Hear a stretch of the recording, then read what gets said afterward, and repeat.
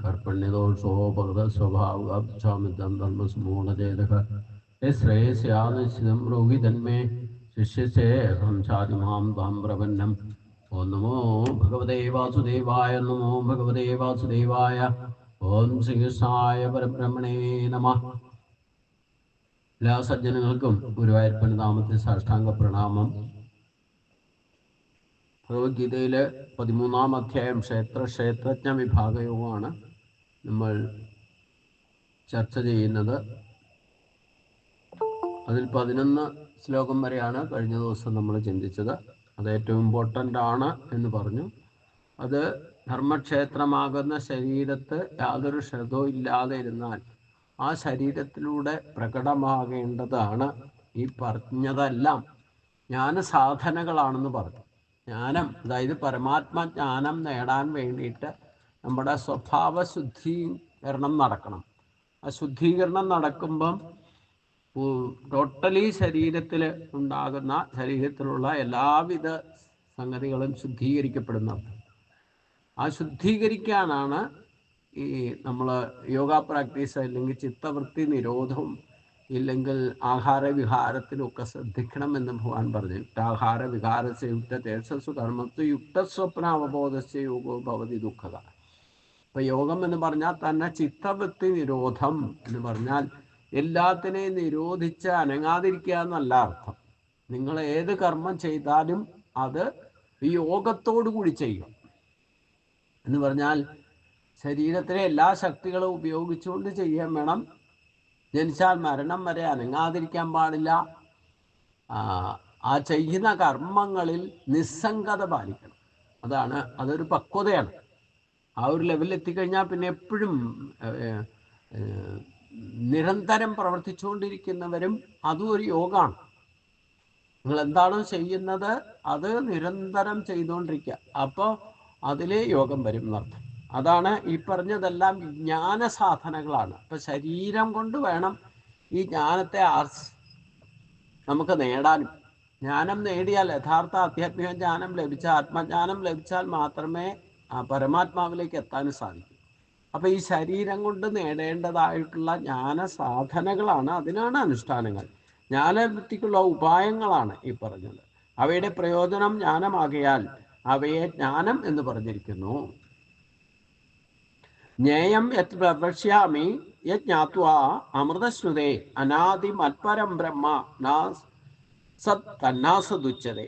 ജ്ഞേയം എത്തൽ, അറിയപ്പെടേണ്ടത് ഏതാണോ, യജ്ഞാത്വാ, യാതൊന്നിനെ അറിഞ്ഞിട്ട്, അമൃതം അശ്നുതേ, അമൃതത്വത്തെ അനുഭവിക്കുന്നുവോ, തൽ പ്രവശ്യാമി, അതിനെ ഞാൻ പറയാം. അനാദി മത്പരം ബ്രഹ്മ, അനാദിയായിരിക്കുന്ന പരബ്രഹ്മമായ തത് സത്ത് ന അസത്ത് ന ഉച്ചതേ, അത് സത്തെന്നും അസത്തെന്നും പറയാൻ സാധിക്കുന്നതല്ല. അറിയപ്പെടേണ്ടത് ഏതാണോ, യാതൊന്നിനെ അറിഞ്ഞാൽ മോക്ഷത്തെ പ്രാപിക്കാൻ കഴിയുമോ, അതിനെ ഞാൻ പറഞ്ഞു തരാം. അത് അനാദിയായിരിക്കുന്ന പരബ്രഹ്മമാകും. അത് സത്തെന്നോ അസത്തെന്നോ ഉള്ളതെന്നോ ഇല്ലാത്തതെന്നോ ഒന്നും പറയാൻ പറ്റില്ല. ഇന്ദ്രിയഗോചരമല്ലാത്തതിനാൽ സത്തെന്ന് പറയാൻ സാധ്യമല്ല. ജാഗ്രത സ്വപ്ന സുഷുപ്തി അവസ്ഥകൾക്ക് അതീതമായ തുര്യാവസ്ഥയിൽ വർത്തിക്കുന്നതുകൊണ്ട് ആ അനുഭവം ഉണ്ടാക്കുന്നതിനാൽ അസത്തെന്നും പറയാൻ പറ്റില്ല. അപ്പൊ നമുക്ക് അതിൽ നിന്ന് ആ സത്ത കൊണ്ടാണ് അനുഭവം ഉണ്ടാകുക. ഞാൻ എന്ന അനുഭവം ഉണ്ടാകുന്നത് ഈ സത്ത കൊണ്ടാണ്. അപ്പം ഇല്ലാന്നും പറയാൻ പറ്റില്ല, ഉണ്ടാന്നും പറയാൻ പറ്റില്ല. അതുകൊണ്ടാണ് ഞാൻ പറഞ്ഞ, ഒരു നിരീശ്വരവാദിക്ക് ഈശ്വരനെ ഇല്ലാന്നും തെളിയിക്കാൻ സാധിക്കില്ല, ഈശ്വരവാദിക്ക് ഈശ്വരനുണ്ടോന്നും തെളിയിക്കാൻ പറ്റില്ല. അതുകൊണ്ടാണ് സത്ത് അസത്ത് അല്ല എന്ന് പറയുന്നത്. അതിൻ്റെ സത്യത്തെ എന്താന്ന് ഞാൻ പറഞ്ഞു തരാം, കേട്ടുകൊള്ളുക. സർവ്വതപാണി, ഏതൊന്നറിഞ്ഞാൽ പിന്നെ ശാശ്വതമായ അവസ്ഥയിലേക്ക് നമുക്ക് എത്തിച്ചേരാൻ സാധിക്കുമോ അതിനെ പറയാമെന്നാണ് ഭഗവാൻ പറയുന്നത്. അതറിഞ്ഞു കഴിഞ്ഞാൽ പിന്നെ ഈ ലോകത്ത് മറ്റൊന്നും അറിയേണ്ടതായിട്ടും ഒന്നും നേടേണ്ടതായിട്ടും ഇല്ല എന്ന് മനസ്സിലാകും. സർവത പാണിപാതം സ സർവതോക്ഷി ശിരോമുഖം സർവത ശ്രുതിവല്ലോക സർവം ആവർത്തിഷ്ഠതി. സർവത പാണിപാതം, സർവത അക്ഷി ശിരോമുഖം, എല്ലായിടത്തും കൈകാലുകളോടെ, എല്ലായിടത്തും കണ്ണും തലയും മുഖവും ഉള്ളതായിട്ട് എന്തുണ്ടോ, സർവത ശ്രുതിമത്, സർവത്ര ചെവികളോടുകൂടിയതും. അത് ലോകേ സർവം ആവർത്തിയ, ലോകത്തെ സകലതിനെയും ആവരണം ചെയ്തിട്ട് തിഷ്ഠതി, സ്ഥിതി ചെയ്യുന്നു. എല്ലായിടത്തും കൈകാലുകളും കണ്ണും തലയും മുഖവും ചെവിയും ഉള്ളതായിരിക്കുന്ന ആ ബ്രഹ്മം ലോകത്തെ സകലതിനെയും ആവരണം ചെയ്ത് സ്ഥിതി ചെയ്യുന്നു, വ്യാപിച്ച് സ്ഥിതി ചെയ്യുന്നു. എല്ലാത്തിനെയും വ്യാപിച്ച് സ്ഥിതി ചെയ്യുക എന്ന് പറഞ്ഞാൽ നമ്മളിലും വ്യാപിച്ച് സ്ഥിതി ചെയ്യുന്നു എന്നുകൂടി മനസ്സിലാക്കണം. നമുക്ക് അന്യമായവയിൽ മാത്രമല്ല, നമ്മളിലും ഈ ഈശ്വരന്റെ ശക്തി ആവരണം ചെയ്ത് തന്നെ നിൽക്കുന്നു എന്നാണ് സൂചിപ്പിക്കുന്നത് എന്നർത്ഥം. അപ്പം ഈ അറിയപ്പെടേണ്ടത് എന്താണോ, അറിയാൻ പാടില്ലാത്തത് എന്തോ അത് അറിയണം. നമ്മൾ ഭൗതികമായിട്ട് അറിവ് നേടാൻ വേണ്ടിയിട്ടാണ് സ്കൂളിലും കോളേജിലും ഒക്കെ പോകുന്നത്. പക്ഷെ അതിൽ നിന്ന് കിട്ടുന്ന നേട്ടങ്ങളൊന്നും, എന്തൊക്കെ പദവി അച്ചീവ്മെന്റ്സ് ഉണ്ടാക്കിയാലും അതൊരിക്കലും ശാശ്വതമായി നിലനിൽക്കുന്നതല്ല.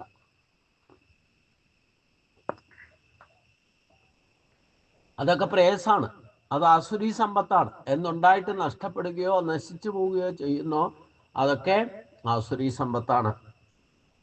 അതിനെപ്പറ്റി അറിഞ്ഞിട്ട് ഒരു കാര്യമില്ല. അറിഞ്ഞാൽ അത് താൽക്കാലികമായിട്ട് ഉപയോഗിക്കാൻ സാധിക്കും, പക്ഷെ ശാശ്വതമായിട്ട് പ്രയോജനപ്പെടുന്നതല്ല.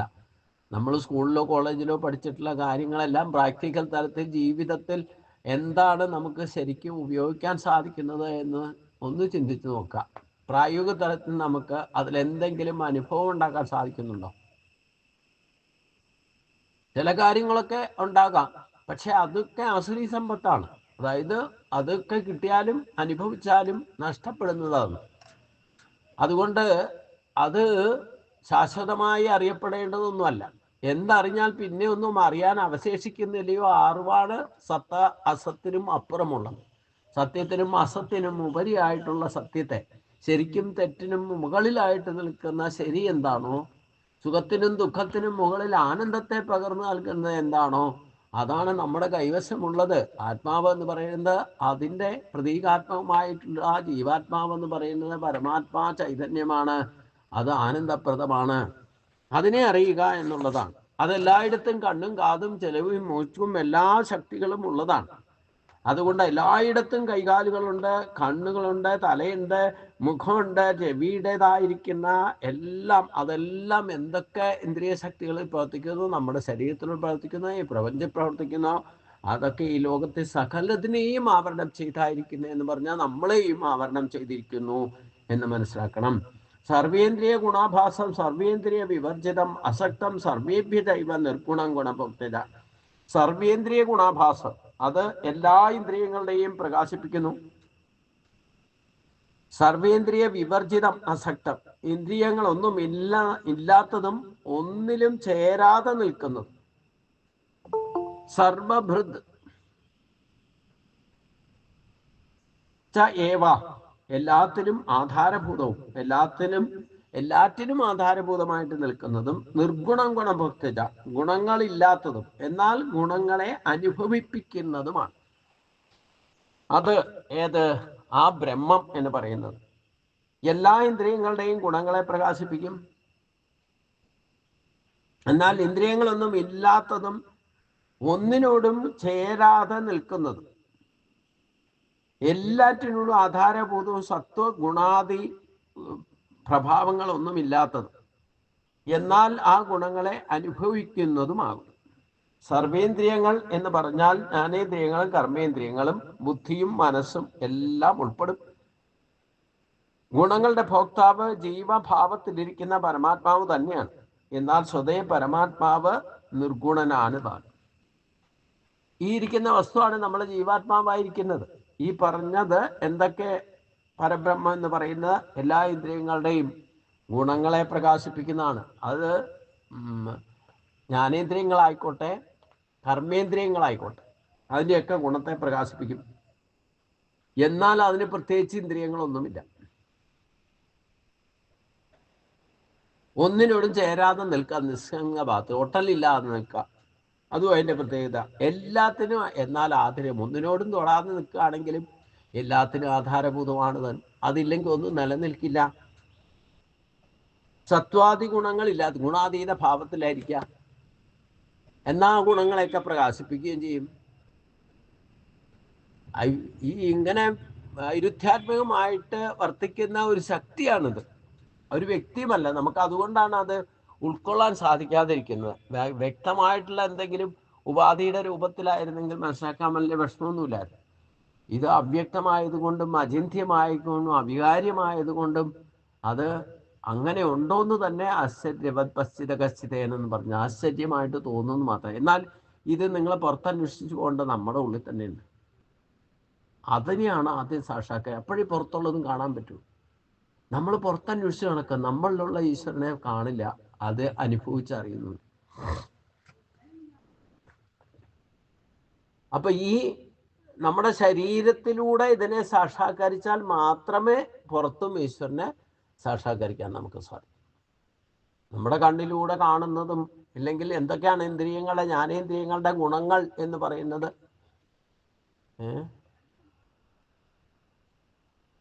പഞ്ചഭൂതങ്ങളിൽ എന്തൊക്കെ ഗുണമുണ്ടോ ആ ഗുണങ്ങളൊക്കെ നമ്മുടെ ശരീരത്തിലും ജ്ഞാന ഇന്ദ്രിയങ്ങളിലൂടെയാണ് പ്രകടമാകുന്നത്. ആകാശം, അഗ്നി, വായു, ജലം, ഭൂമി, ഇതിൻ്റെ ഒക്കെ ഗുണങ്ങളാണ്. ആകാശത്തിൻ്റെ ഗുണം ശബ്ദം, വായുവിൻ്റെ ഗുണം സ്പർശം, അഗ്നിയുടെ ഗുണം തേജസ്,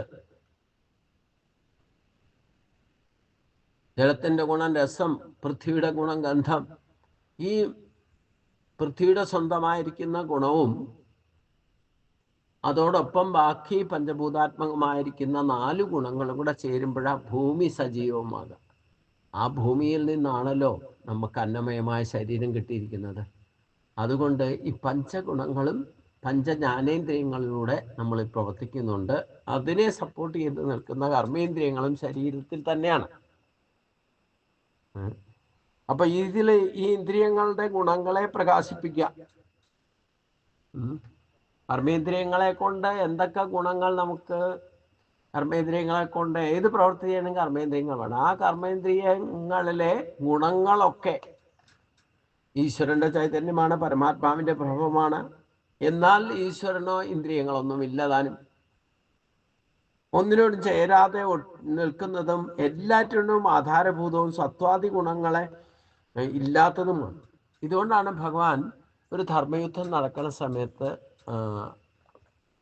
ഞാൻ കേവലം സാരഥിയായിട്ട് നിൽക്കുള്ളൂ, ആയുധമൊന്നും എടുക്കില്ല എന്ന് പറഞ്ഞിട്ട്. ഇവിടെ ഗുണദോഷങ്ങളുടെ മധ്യഭാഗത്ത് തുര്യാവസ്ഥയിൽ നിൽക്കുന്ന ഒരവസ്ഥയുടെ ഭാവത്തിലാണ് ഭഗവാൻ മഹാഭാരത യുദ്ധത്തിൽ ധർമാധർമ്മങ്ങളുടെ യുദ്ധം നടക്കുമ്പോൾ നിന്നിരിക്കുന്നതെന്നാണ്. എന്നാൽ ഒന്നിലോടും പാണ്ഡവരോടായിക്കോട്ടെ, മറ്റുള്ളവരോടായിക്കോട്ടെ, ദുര്യോധനാദികളായിക്കോട്ടെ, ഒന്നിനും പ്രത്യേകിച്ചൊരു ഒട്ടലൊന്നുമില്ലായിരുന്നു. മമതാബന്ധമൊന്നും ലിമിറ്റിൽ കൂടുതലില്ല. അതുകൊണ്ടാണല്ലോ ഭീഷ്മരെയും ദ്രോണരെയൊക്കെ മോക്ഷത്തിലേക്ക് എത്തിക്കാൻ വേണ്ടിയിട്ട് ശ്രമിച്ചതും. അപ്പോൾ ആ നിസ്സംഗഭാവം എന്നാൽ ഈശ്വരീയമായ എല്ലാ ഗുണങ്ങളും പ്രകടമാക്കുന്നവനായും, എന്നാൽ കയ്യിലൊന്നും കരുതാത്തവൻ, ഒന്നും നിസ്സംഗം. കാലിഹാത്താണ് യുദ്ധത്തിന് പോയത് അല്ലേ? എല്ലാവരെയും ആധാരഭൂതമായിക്കൊണ്ട് നയിക്കുന്ന ഡ്യൂട്ടിയാണ് സാരഥിയുടെ. ആ ഭാഗത്ത് നിന്നും ഭഗവാൻ തന്നെയാണ്. അതുകൊണ്ട് സർവേന്ദ്രിയങ്ങൾ എന്ന് പറഞ്ഞാൽ അത് ജ്ഞാനേന്ദ്രിയങ്ങളും കർമ്മേന്ദ്രിയങ്ങളും വരും. കർമ്മേന്ദ്രിയങ്ങളിൽ ഏറ്റവും ഇമ്പോർട്ടൻ്റ് ഇന്ദ്രിയം ഏതാന്ന് ഞാൻ പറഞ്ഞിട്ടുണ്ട്. നമ്മുടെ എല്ലാ നാഡികളുടെയും കേന്ദ്രബിന്ദു വന്ന് അവസാനിക്കുന്നത് ഇല്ലെങ്കിൽ അത് എൻട്രി പോയിന്റ് നമ്മുടെ കൈകളിലാണ്. അതുകൊണ്ട് ആ കൈകളിൽ നിന്നാണ്, കൈകളാണ് ഏറ്റവും വലിയ. അതുകൊണ്ടാണ് പഴയ എന്താ പറഞ്ഞ കവീശ്വരന്മാർ പാടിയിട്ടുള്ളൂ, പരിശ്രമം ചെയ്യൽ എന്തിനേയും വശത്തിലാക്കാൻ കഴിവുള്ള വണ്ണം ദീർഘങ്ങളാം കൈകളെ നൽകിയത്രേ മനുഷ്യനെ പാരിലയച്ചതീശൻ.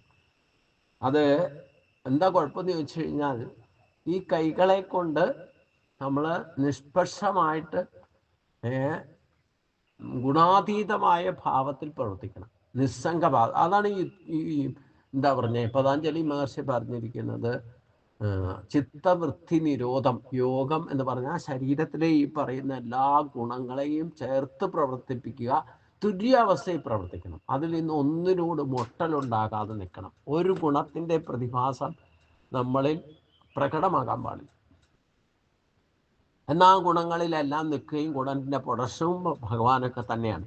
പക്ഷേ ആ മായയെ ജയിച്ചാൽ ഈ തുര്യ അവസ്ഥ കൈവരും. അപ്പോഴേ നമുക്ക് ഒന്നും കരുതി വെക്കാതെ തന്നെ കാര്യങ്ങൾ ഓട്ടോമാറ്റിക്കായിട്ടൊക്കെ നടക്കും ഈശ്വരീയമായ കരുണ കൊണ്ട്.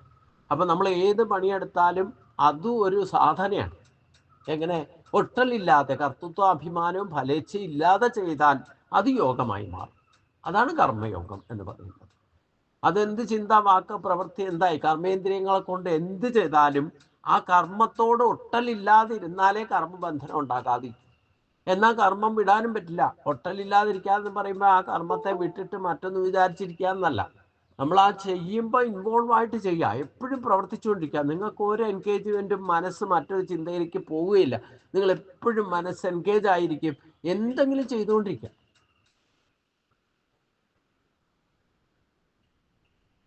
ആ ചെയ്യുന്നതൊക്കെ യോഗാവസ്ഥയിൽ ചെയ്യുക എന്ന് പറഞ്ഞാൽ ഈ ഒട്ടലില്ലാതെ ചെയ്യുന്നതിനെയാണ്. ഒന്നിനോട് ഞാനത് ചെയ്തു, അതിൻ്റെ ഫലം ഇന്നത്, അങ്ങനെ ഒരു ആറ്റിറ്റ്യൂഡ് ഉണ്ടാകാൻ പാടില്ല. അങ്ങനെ ഉണ്ടായാൽ ആ കർമ്മത്തിൻ്റെ ഫലം ബന്ധനമായിട്ട് മാറും. പ്രത്യക്ഷമായിട്ടോ പരോക്ഷമായിട്ടോ നമ്മൾ അനങ്ങാതിരുന്നാൽ എന്താ കുഴപ്പമെന്ന് ചോദിച്ചു കഴിഞ്ഞാൽ ചിന്തകളൊക്കെ കാട് കയറും. അതുകൊണ്ട് അനങ്ങാതിരിക്കുമെന്ന് പറഞ്ഞതിൻ്റെ കാര്യം. അപ്പം നമ്മൾ എൻഗേജ് ആയിരുന്നാൽ വെറുതെ ചിന്തിക്കുക, അതും ഇതും വെറുതെ ഇരുന്ന് മിഥ്യാചാരം ചെയ്യില്ലല്ലോ. അപ്പം അത് യോഗമാക്കി ചെയ്യാന്ന് എന്താ, നമ്മുടെ ശരീരത്തിലുള്ള ഈ പറയുന്ന ഗുണങ്ങളും ഈശ്വരൻ്റെ ഗുണങ്ങളും ഈശ്വര ചൈതന്യമാണ് ജീവാത്മാവായിരിക്കുന്നത്. അതിനെ യോജിപ്പിച്ചുകൊണ്ട് പ്രവർത്തിക്കുന്നതിനാണ് പ്രകൃതിദത്തമായിട്ടുള്ള ഈ ശരീരത്തെയും കർമ്മേന്ദ്രിയങ്ങളെയും ജ്ഞാനേന്ദ്രിയങ്ങളുടെയും ശക്തിയെ യോജിപ്പിച്ച് ചെയ്യുമ്പോഴാണ് യോഗം പ്രാപ്യമാകുന്നത്. അപ്പൊ സർവേന്ദ്രിയങ്ങൾ എന്ന് പറഞ്ഞാൽ അത് ജ്ഞാനേന്ദ്രിയങ്ങളും കർമ്മേന്ദ്രിയങ്ങളുമാണ്. അതിൽ ബുദ്ധിയും മനസ്സും ആകുന്ന അന്ധകരണവും ഉണ്ടെന്നർത്ഥം. ബുദ്ധിയാണ് തീരുമാനങ്ങൾ എടുക്കുക, മനസ്സ് ചഞ്ചലാവസ്ഥയാണ്, അനുഭവത്തെ കൊണ്ടുതരുന്നത് മനസ്സാണ്. മനസ്സെപ്പോഴും ചലിച്ചുകൊണ്ടിരിക്കും. നിങ്ങൾ എന്ത് ചെയ്താലും ചെയ്യാതിരുന്നാലും ഒക്കെ മനസ്സ് ചലിച്ചുകൊണ്ടിരിക്കുക. ആ മനസ്സിൻ്റെ നിയന്ത്രണമാണ് ഈ ശരീരം കൊണ്ട് ചെയ്യേണ്ട ഏറ്റവും വലിയ സാധന എന്ന് പറയും. അനുഷ്ഠാനങ്ങൾ ചെയ്യണമെന്ന് പറയുന്നതും എൻഗേജ് ആയിരിക്കാൻ പറഞ്ഞത് ഈ മനസ്സിനെ ഒരിടത്ത് തളച്ചിടാൻ. ഇല്ലെങ്കിൽ അത് ചാടിപ്പോവും.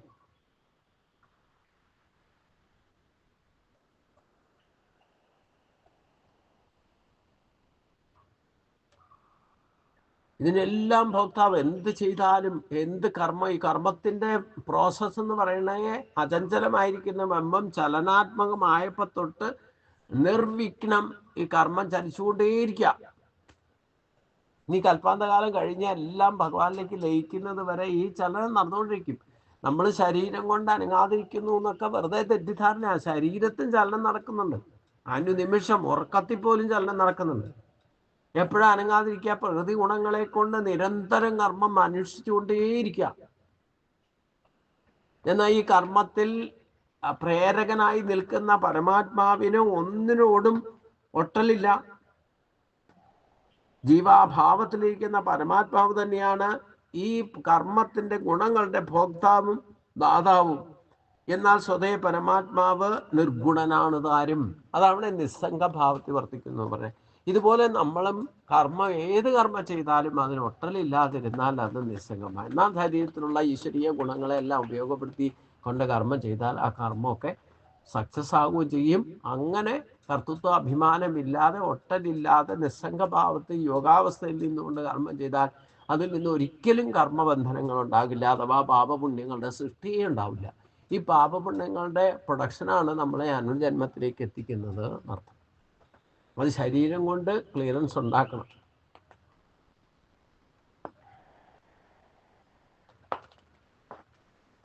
സർവേന്ദ്രിയങ്ങൾ എന്ന് പറഞ്ഞാൽ ജ്ഞാനേന്ദ്രിയങ്ങളും കർമ്മേന്ദ്രിയങ്ങളും ഓർത്തിരിക്കണം. അതിൻ്റെ മീഡിയേറ്ററായിട്ട് സ്ഥാനേഹൃഷികേശാണെന്ന് പറഞ്ഞാൽ മനസ്സിൻ്റെ സ്ഥാനത്തെയാണ് ഉദ്ദേശിക്കുന്നത്. ആ മനസ്സാണ് നമുക്ക് അനുഭവങ്ങൾ ഉണ്ടാക്കി തരുന്നത്. ബഹിരന്തശ ഭൂതാനാം അചരം ചരമേവജ സൂക്ഷ്മത്വാ തത് വിജ്ഞേയം ദൂരസ്ഥം ജാതികേചത് തൽ ഭൂതാനാം ബഹി അന്ധജ. അത് ഭൂതങ്ങളുടെ പുറത്തും അകത്തുമുണ്ട്. അചരം ചരമേവജ സ്ഥാവരവും ചെങ്കവുമായ അത് തന്നെയാണ്. സൂക്ഷ്മത്താത് തദ്വിജ്ഞേയം, സൂക്ഷ്മത്വം ഹേതുവായിക്കൊണ്ട് അത് അറിയപ്പെടാതിരിക്കുന്നു. സൂക്ഷ്മം അതിസൂക്ഷ്മമായതുകൊണ്ട് അത് ഒരിക്കലും അറിയപ്പെടാതിരിക്കുന്നു. തദ്ദൂരസം താന്തികേചത്, അത് ദൂരത്തിരിക്കുന്നതാണ്, എന്നാൽ അടുത്തിരിക്കുന്നതുമാണ്. ആകാശം പോലെ എന്ന് ഇതിനു മുമ്പ് പറഞ്ഞിട്ടുണ്ട്. ആകാശത്തിന്റെ അടുത്തേക്ക് നമ്മൾ അടുക്കുമ്പോൾ നമ്മളെ അടുത്തേക്ക് ആകാശം നമ്മുടെ അടുത്തേക്ക് വരുന്ന പോലെ നമുക്ക് തോന്നും. അതേസമയം നമ്മൾ അകന്നാലോ ആകാശം നമ്മളിൽ നിന്നും അകന്നു പോകുന്നതായിട്ട് തോന്നും. അപ്പൊ അറിയപ്പെടേണ്ടത് എന്താണോ, നാമരൂപാത്മകമായ ജഗത്തിന് അതീതമാകയാൽ അജ്ഞാനികൾക്ക് ദൂരസ്ഥവും സർവസരാരങ്ങൾക്ക് വർത്തിക്കുന്നതാൽ ജ്ഞാനികൾക്ക് സമീപവുമാണ്. ഈ സത്യത്തെ അറിഞ്ഞവർക്ക് ഈശ്വരൻ എപ്പോഴും നമ്മുടെ അടുത്ത് തന്നെയാണ്, നമ്മുടെ ഉള്ളിൽ തന്നെ ഇരിക്കുന്നത് മനസ്സിലാവും. അതറിയപ്പെടാത്തവർ ഈശ്വരൻ എവിടെ ഇരിക്കുന്നു, എത്രയോ ദൂരത്തിരിക്കുന്നു എന്നുള്ള സങ്കല്പത്തിലാണ്. ഒരിക്കലും അങ്ങനെ സങ്കല്പ വികല്പങ്ങളിലേക്ക് പോയാൽ ഒരിക്കലും ഈശ്വര സാക്ഷാത്കാരം സാധ്യമല്ല. എല്ലാ പ്രാണികളുടെയും അകത്തുമുണ്ട് പുറത്തുമുണ്ട്, എല്ലായിടത്തും നിറഞ്ഞു നിൽക്കുന്ന അത് മാത്രമേ ഉള്ളൂ. പക്ഷെ അതിന് പ്രത്യേകിച്ച് ഒരു രൂപമോ ഭാവമോ നമുക്ക് കാണാൻ പറ്റില്ല. അപ്പൊ ഈ പ്രതിഭാസത്തിന്റെ ഉള്ളിൽ തന്നെ സ്ഥാവരമായിട്ടും ജംഗമമായിട്ടും ഒക്കെ ഇരിക്കുക എന്ന് പറഞ്ഞാൽ ഒരു മണൽത്തരി പോലും നിലനിൽക്കുന്നത് ക്ഷേത്ര സംയോഗത്താലാണ്.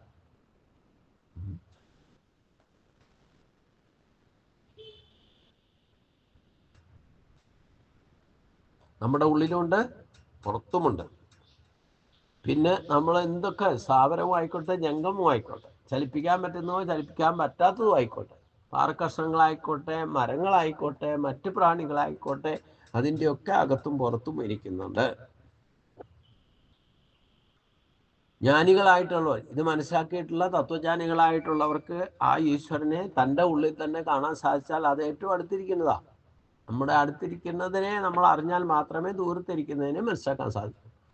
അപ്പം മറ്റുള്ളത് എല്ലാം സ്ഥാപനവും ജംഗമവുമായിട്ടുള്ള എല്ലാ വസ്തുക്കളും ഈശ്വരനാണ്, ഈശ്വരൻ്റെ ഉള്ളിലാണ് അതൊക്കെ ഇരിക്കുന്നത് എന്ന് പറഞ്ഞാലും നമ്മുടെ ഉള്ളിലും പുറത്തും ഇരിക്കുന്നത് അത് തന്നെയാണെന്ന് നമുക്ക് ബോധ്യം വന്നാൽ മാത്രമേ നമുക്ക് പുറത്തുള്ള വസ്തുക്കളിലും സ്ഥാപനങ്ങളായിട്ടോ ജംഗമങ്ങളായിട്ടുള്ളോ എന്ത് ചലിക്കാൻ പറ്റുന്നോ ചലിക്കാൻ പറ്റാത്തതോ ആയിട്ടുള്ളതിലൊക്കെ ഈശ്വരനെ കാണണമെങ്കിൽ തൻ്റെ ഉള്ളിൽ സാക്ഷാത്കരിച്ചാൽ മാത്രമേ, ആ കണ്ണുകൊണ്ട് നോക്കിയാലേ ഈശ്വരനെ കാണാൻ പറ്റൂ.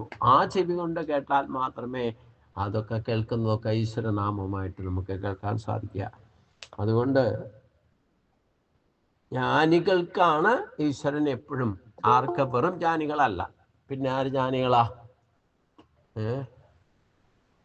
ബ്രഹ്മജ്ഞാനികള്, ആത്മജ്ഞാനം നേടിയവരാണ് ഭഗവാൻ എല്ലായിടത്തും എപ്പോഴും തൻ്റെ അടുത്തുള്ളതായിട്ട്, തൻ്റെ ഉള്ളിൽ തന്നെ ഞാൻ അതിൻ്റെ ഉള്ളിൽ ഇരിക്കുന്നതായിട്ടുള്ള ഫീൽ ചെയ്യും.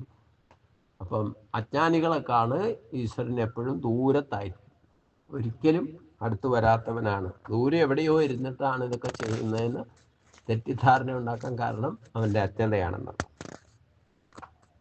അഭിഭക്തം ച ഭൂതേഷു വിഭക്തം ഇവജസ്ഥിതം ഭൂതഭൃത്യജ തജ്ഞേയം ഗ്രസിഷ്ണു പ്രഭുവിഷ്ണുജ.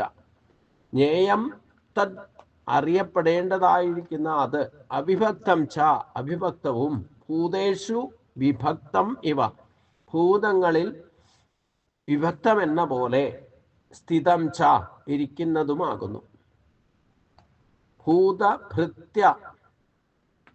ഭൃത്യച ഭൂതങ്ങളെ ഭരിക്കുന്നതും, ഗ്രസിഷ്ണു പ്രഭു വിഷ്ണുക ഗ്രസിക്കുന്നതും ജനിപ്പിക്കുന്നതും അത് തന്നെയാണ്. അറിയപ്പെടേണ്ടതായിരിക്കുന്ന അത്, ആ ബ്രഹ്മം അവിഭക്തവും എന്നാൽ ഭൂതങ്ങളിൽ വിഭക്തം എന്ന പോലെ സ്ഥിതി ചെയ്യുന്നതുമാകും. സർവചരാചരങ്ങളുടെയും രക്ഷിക്കുന്നതും സംഹരിക്കുന്നതും സൃഷ്ടിക്കുന്നതും ഭഗവാൻ തന്നെയാണ്. അറിയപ്പെടേണ്ടതായിരിക്കുന്ന ആ ബ്രഹ്മം അവിഭക്തവും എന്നാൽ ഭൂതങ്ങളിൽ വിഭക്തം എന്ന രീതിയിൽ സ്ഥിതി ചെയ്യുന്നു എന്ന് പറഞ്ഞാൽ, ഈ വ്യക്തമായ രൂപവും ഭാവവും ഇല്ലാത്തത് കൊണ്ടാണ് ഇങ്ങനെയൊക്കെ തോന്നാൻ കാരണം. അതിനെ ശരീരം കൊണ്ട് തന്നെ അവ്യക്തോപാസനയിലൂടെ തന്നെ സാക്ഷാത്കരിക്കുമ്പോഴേ ഇത് ശരിക്കും മനസ്സിലാവുള്ളൂ. അതുകൊണ്ട് ജ്ഞാനം എന്ന് പറയുന്നത് ഭഗവാൻ പറയുന്നത് പോലും ആ കർമ്മയോഗവും ഭക്തിയോഗത്തിലും സക്സസ് ആകുന്നവർക്ക് വേണ്ടിയിട്ടാണ്. അതുകൊണ്ട് നമ്മൾ സാധാരണക്കാര് യഥാർത്ഥ ഡെഡിക്കേറ്റഡ് ഡിവോട്ടി അല്ലെങ്കിൽ ഈ പറയുന്നത് നമുക്ക് അനുഭവിച്ചറിയാനൊന്നും സാധിക്കില്ല. കാരണം എന്താ, ഇത് വ്യക്താവ്യക്തങ്ങൾക്കുപരിയിൽ തുര്യാവസ്ഥയിൽ ഇരിക്കുന്ന ഒരു ശക്തിയാണ്. അത് അനുഭവത്തിലൂടെ സാക്ഷാത്കരിക്കണം. അപ്പോഴേ നമുക്ക് നമ്മുടെ ഉള്ളിലുള്ള ഈശ്വരനെ തന്നെ അറിയാൻ പറ്റുള്ളൂ. നമ്മുടെ ഉള്ളിൽ അറിഞ്ഞാൽ മയം ബാക്കിയുള്ളിടത്തും പുറത്തുള്ളതും അറിയാൻ സാധിക്കൂ. അല്ലാതെ സാധാരണ നിലയിലുള്ളവർക്ക് ഇതെത്ര പറഞ്ഞാലും ഒറ്റയടിക്ക് മനസ്സിലാവുമോ എന്ന് ചോദിച്ചാൽ മനസ്സിലാവില്ല. കാരണം ഇത് ജ്ഞാനമാണ് പറയുന്നത്, ജ്ഞാനയോഗമാണ്. 13, 14, 15, 16, 17 വരെയുള്ള അധ്യായം ജ്ഞാനയോഗമാണ്. 18ാമത്തെ മോക്ഷ സന്യാസ യോഗ. അപ്പൊ ഈ ജ്ഞാനം നേടിയാൽ മാത്രമേ മോക്ഷത്തിലേക്ക് എത്താൻ സാധിക്കൂ. ആ ജ്ഞാനം നേടുന്നുണ്ടെങ്കിൽ അതിനു മുമ്പുള്ള കർമ്മയോഗം അനുഷ്ഠാനങ്ങള്, യഥാർത്ഥ അനുഷ്ഠാനങ്ങൾ, കർമ്മയോഗം അനുഷ്ഠിക്കുന്നത് ഭക്തിയോഗത്തിലേക്ക് മാറുമ്പോഴാണ് യഥാർത്ഥ ജ്ഞാനം ലഭിക്കുകയുള്ളൂ. ഭക്തിയോടുകൂടി കർമ്മം ചെയ്യണം. ഇത് രണ്ടും ഉപേക്ഷിക്കാൻ പറ്റില്ല. അതാണ് യോഗസ്ഥക്കുരു കർമാണി സംഘം തെക്വാ ധനച്ചയ സിദ്ധ്യസിദ്ധ്യോ സമോഭൂത്തോ സമത്വം ഉച്ചത എന്നൊക്കെ ഭഗവാൻ 2ാമത്തെ ആയത്തിൽ തന്നെ പറഞ്ഞിട്ടുണ്ടെന്നത്. നമ്മൾ കർമ്മം ചെയ്യാതിരിക്കുന്നില്ല, എന്തെങ്കിലുമൊക്കെ ചെയ്യുന്നുണ്ട്. പക്ഷെ അത് നിസ്സംഗഭാവത്തിൽ യോഗസ്ഥിതി വെച്ചുകൊണ്ടാണ് ചെയ്യുന്നത്. അതിൽ നിന്ന് എന്തൊക്കെ കിട്ടിയില്ല എന്നുള്ള ചിന്തകൾ നമ്മളെ ബാധിക്കാറുണ്ടോ? പിന്നെ എന്ത് ചെയ്താലും ഞാൻ എന്നുള്ള ഭാവം ഉദിച്ചു വരും. അതില്ലാതെയാണോ ചെയ്യുന്നത്? ഈ നിസ്സംഗത വരണമെന്നുണ്ടെങ്കിൽ ഞാനെന്നും 2 കാര്യം പ്രധാനമായിട്ട് കർത്തൃത്വാഭിമാനം പെടണം, പിന്നെ ഫലേച്ഛയില്ലാതെ കർമ്മം ചെയ്യണം. കർമ്മബന്ധനം ഉണ്ടാകില്ല എന്ന് മാത്രമല്ല, ഈ ഒരു അവസ്ഥയിൽ മാത്രമേ നമുക്ക് ഈശ്വരനെ സാക്ഷാത്കരിക്കാൻ സാധിക്കൂ.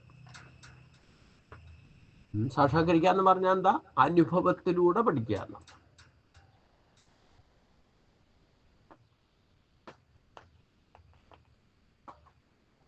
യഥാർത്ഥത്തിൽ അറിയേണ്ട അറിവാണ് ഈ പറയുന്ന ജ്ഞാനം എന്നർത്ഥം. അതെന്തുകൊണ്ട് ഈ ശരീരത്തിലൂടെ തന്നെ നേടാൻ പുറത്തു പോകേണ്ട ആവശ്യമേയില്ല.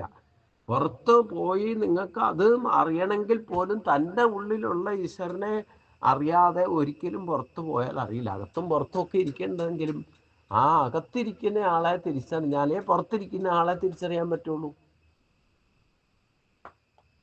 ഈ അകത്തിരിക്കുന്നതും പുറത്തിരിക്കുന്ന ആള് ഒരു രൂപ ഇല്ലാത്തതുകൊണ്ടാണ് പ്രശ്നം. ഉണ്ടെങ്കിൽ എളുപ്പമായിരുന്നു.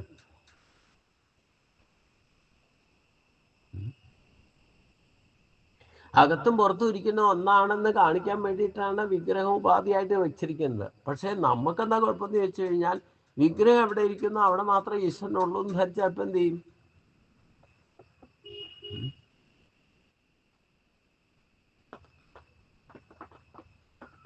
അപ്പൊ അവിടെ വികല്പം വന്നു. വികല്പം വന്നാൽ ഒരിക്കലും സാക്ഷാത്കാരം നടക്കില്ല. ആദ്യം തൻ്റെ ഉള്ളിലിരിക്കുന്ന തന്നെയാണ് ബിംബം എന്നും പുറത്തിരിക്കുന്ന പ്രതിബിംബമാണെന്നും ബോധ്യം വരണം. അതാണ് അറിയേണ്ടത്, അതാണ് അറിയപ്പെടേണ്ടത്. അതറിഞ്ഞു കഴിഞ്ഞാൽ പിന്നെയൊന്നും അറിയാൻ ബാക്കിയില്ലാത്തതായി. അതിനെയാണ് വിശേഷണ ഗ്രഹ്യതേ ഇതി വിഗ്രഹാനുഭവം.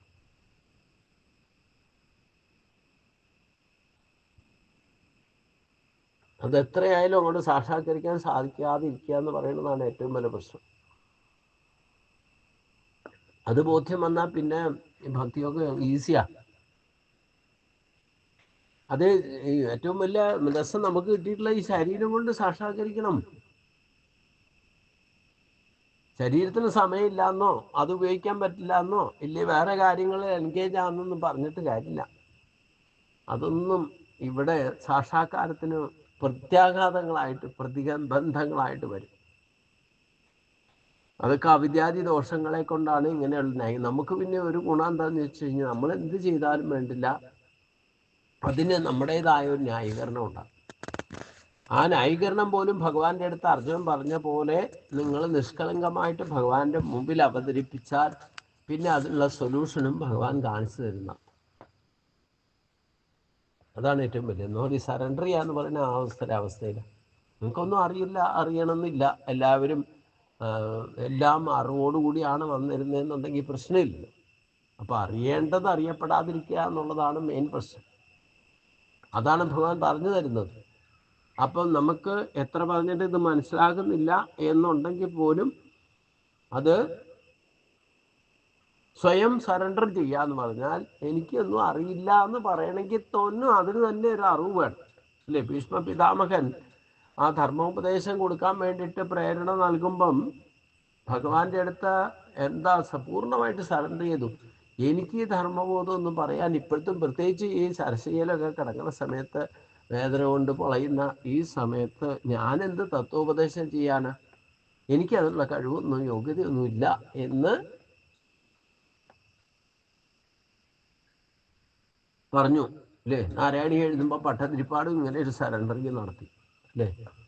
ആ 10 ദശം അവസാനത്തെ എഴുതുന്ന സമയത്ത് ഗുരുവായൂരപ്പനോട് പറഞ്ഞു, അങ്ങ് പറഞ്ഞ കാര്യങ്ങൾ രണ്ടാമത് പറയാൻ ഞാനാരാ, അതുകൊണ്ട് ഞാനിവിടെ നിർത്തുക.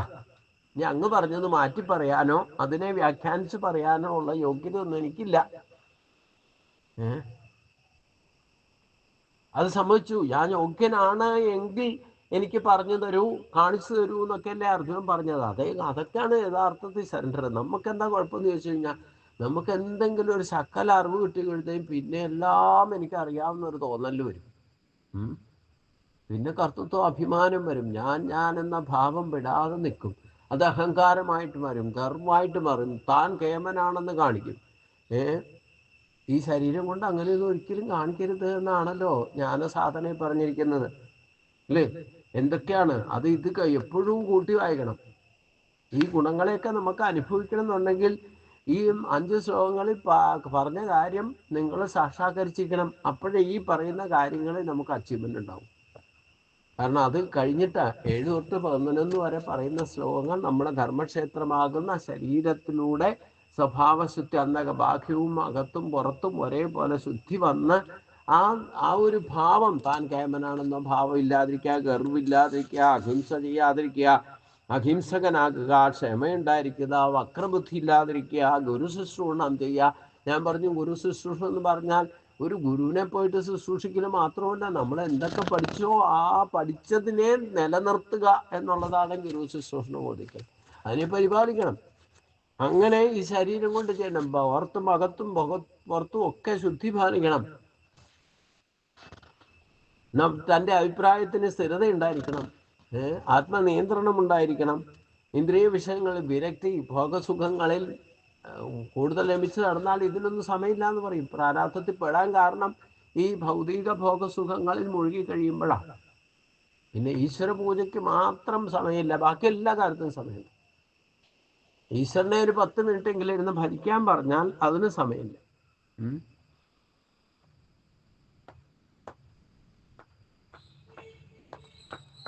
അപ്പൊ ഇന്ദ്രിയ വിഷയങ്ങൾ വിരക്തി ഉണ്ടാകുക എന്ന് പറയുന്നതാണ് യഥാർത്ഥത്തിൽ ഈശ്വര സാക്ഷാത്കാരത്തിന് ചിത്തവൃത്തി നിരോധം ഉണ്ടാകണമെങ്കിൽ ഈ ബാഹ്യമായ ഇന്ദ്രിയ വിഷയങ്ങളിൽ വിരക്തി ഉണ്ടാകാതെ ചിത്തവൃത്തി നിരോധം ഉണ്ടാകില്ല. മനസ്സ് ചലിക്കും. എന്തിൻ്റെ പുറകെ നമ്മൾ സഹസ്രാമം ജപിക്കും. നിങ്ങളെ ഇന്ദ്രിയങ്ങളിൽ ഏതെങ്കിലും ഇന്ദ്രിയം തലപൊക്കിയിട്ട് അതിൻ്റെ വിഷയങ്ങളിലേക്ക് പോയാൽ മതി. നിങ്ങൾ ജപിച്ചുകൊണ്ടിരിക്കുന്നുണ്ടാവും, മനസ്സ് ആ വിഷയത്തിന്റെ പിന്നാലെ പോകും. ശരീരം കൊണ്ട് നിങ്ങൾ ഇവിടെ ഇരിക്കുന്നുണ്ടാവും.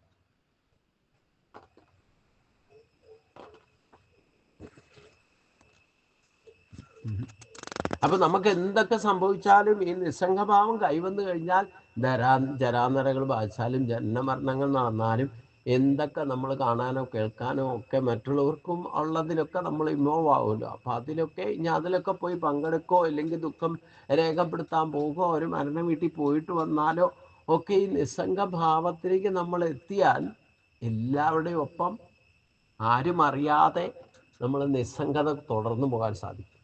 നമ്മൾ ഏത് ജോലിയും ഉത്സാഹത്തോടെ ചെയ്യാൻ സാധിക്കണം ഈ നിസ്സംഗത കൈവരുത്തണം. അങ്ങനെ കർമ്മം ചെയ്യുന്ന ഒരവസ്ഥയിലേക്ക് നമുക്ക് എത്തിയാൽ ഈ ഒരു സംഗതി, സർവചരാചരങ്ങളെ രക്ഷിക്കുന്നതും സംഹരിക്കുന്നതും സൃഷ്ടിക്കുന്നതും ഭഗവാൻ തന്നെയാണ്.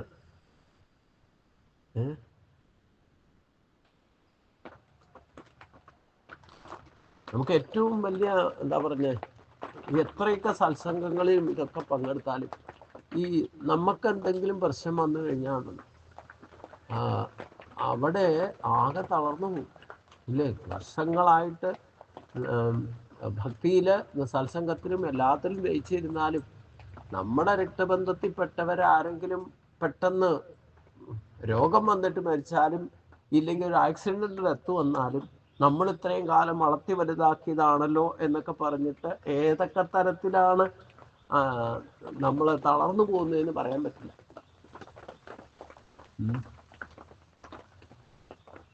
അപ്പം ഈ ആധ്യാത്മികതയിൽ നിസ്സംഗഭാവം കൊണ്ടുവരാന്ന് പറയുന്നത്, അത് കൊണ്ടുവന്നാൽ മാത്രമേ നിങ്ങൾക്ക് ഇത്തരത്തിലുള്ള ക്ലേശങ്ങളെയൊക്കെ അതിജീവിക്കാൻ സാധിക്കുള്ളൂ. ഇല്ലെങ്കിൽ ഈ ചോദ്യം പിന്നെയും വരും.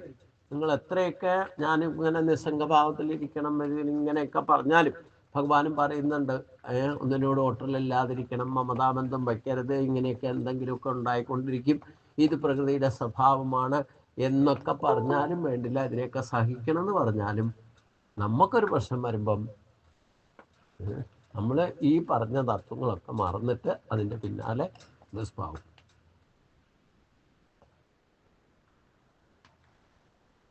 ഇത് ഒരു ജന്മത്തിലോ ഒരു ജന്മത്തിലോ ഇല്ലേ, അനേക ജന്മങ്ങളിലൊക്കെയാണ് ഈ പ്രോസസ്സ് നമുക്ക് യഥാർത്ഥത്തിൽ എത്തിക്കാൻ സാധിക്കും. അതിന് ഏറ്റവും വലുത് ഈ ശരീരത്തിൽ പറയുന്ന 5 ശ്ലോകങ്ങളുടെ താരമ്യം, ആ ഒരു ഭാവം നമുക്ക് എന്ന് കൈവരുന്നോ, ഈ ജ്ഞാന സാധനകളാണ് ഈ പറയുന്ന അനുഭവങ്ങളൊക്കെ.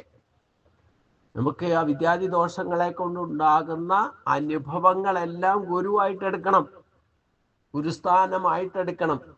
അത് ഏത് തരത്തിലുള്ള ക്ലേശങ്ങളാകാം. ചിലപ്പോൾ ഭർത്താവ് മരിക്കും, ഇല്ലെങ്കിൽ നമ്മൾ വിചാരിക്കും നമ്മുടെ കാലം കഴിയും, ആദ്യം ആരാ പോകുന്നതെന്നൊക്കെ പറഞ്ഞുകൊണ്ടിരിക്കും.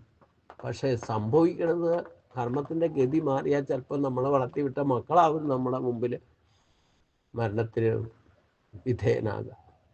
അപ്പൊ ഇത്തരത്തിലുള്ള ക്ലേശങ്ങളൊക്കെ വന്നാലും അതിനെ അതിജീവിക്കാനുള്ള ഒരു പ്രോസസ്സാണ് ജ്ഞാനസാധന എന്ന് പറയുന്നത്. അത് ഈ ശരീരം കൊണ്ട് തന്നെ നേടണം. എപ്പോൾ നേടുന്നു അപ്പോൾ മാത്രമേ, ഏത് ജന്മത്തിൽ നേടുന്നു അപ്പോൾ മാത്രമേ സാക്ഷാത്കാരാവൂ.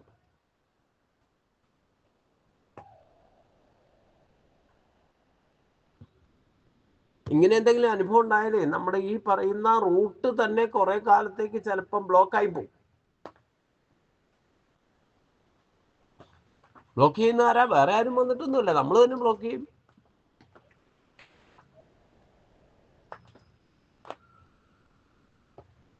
പിന്നെ അത് നിർത്തിയിട്ട് രണ്ടാമത് ചെയ്യുമ്പോൾ ഒക്കെ റെപ്യൂട്ടേഷൻ വേണ്ടി വരും, ആവർത്തന വിധേയമാകേണ്ടി വരും. പിന്നെയും രണ്ടാമത് മനസ്സിനെ ഒരുവിധമൊക്കെ പക്വത വന്ന് നിൽക്കുമ്പോഴായിരിക്കും ചിലപ്പോൾ ഇങ്ങനെ എന്തെങ്കിലും സംഭവിക്കുക. അപ്പൊ പ്രശ്നമാണ്.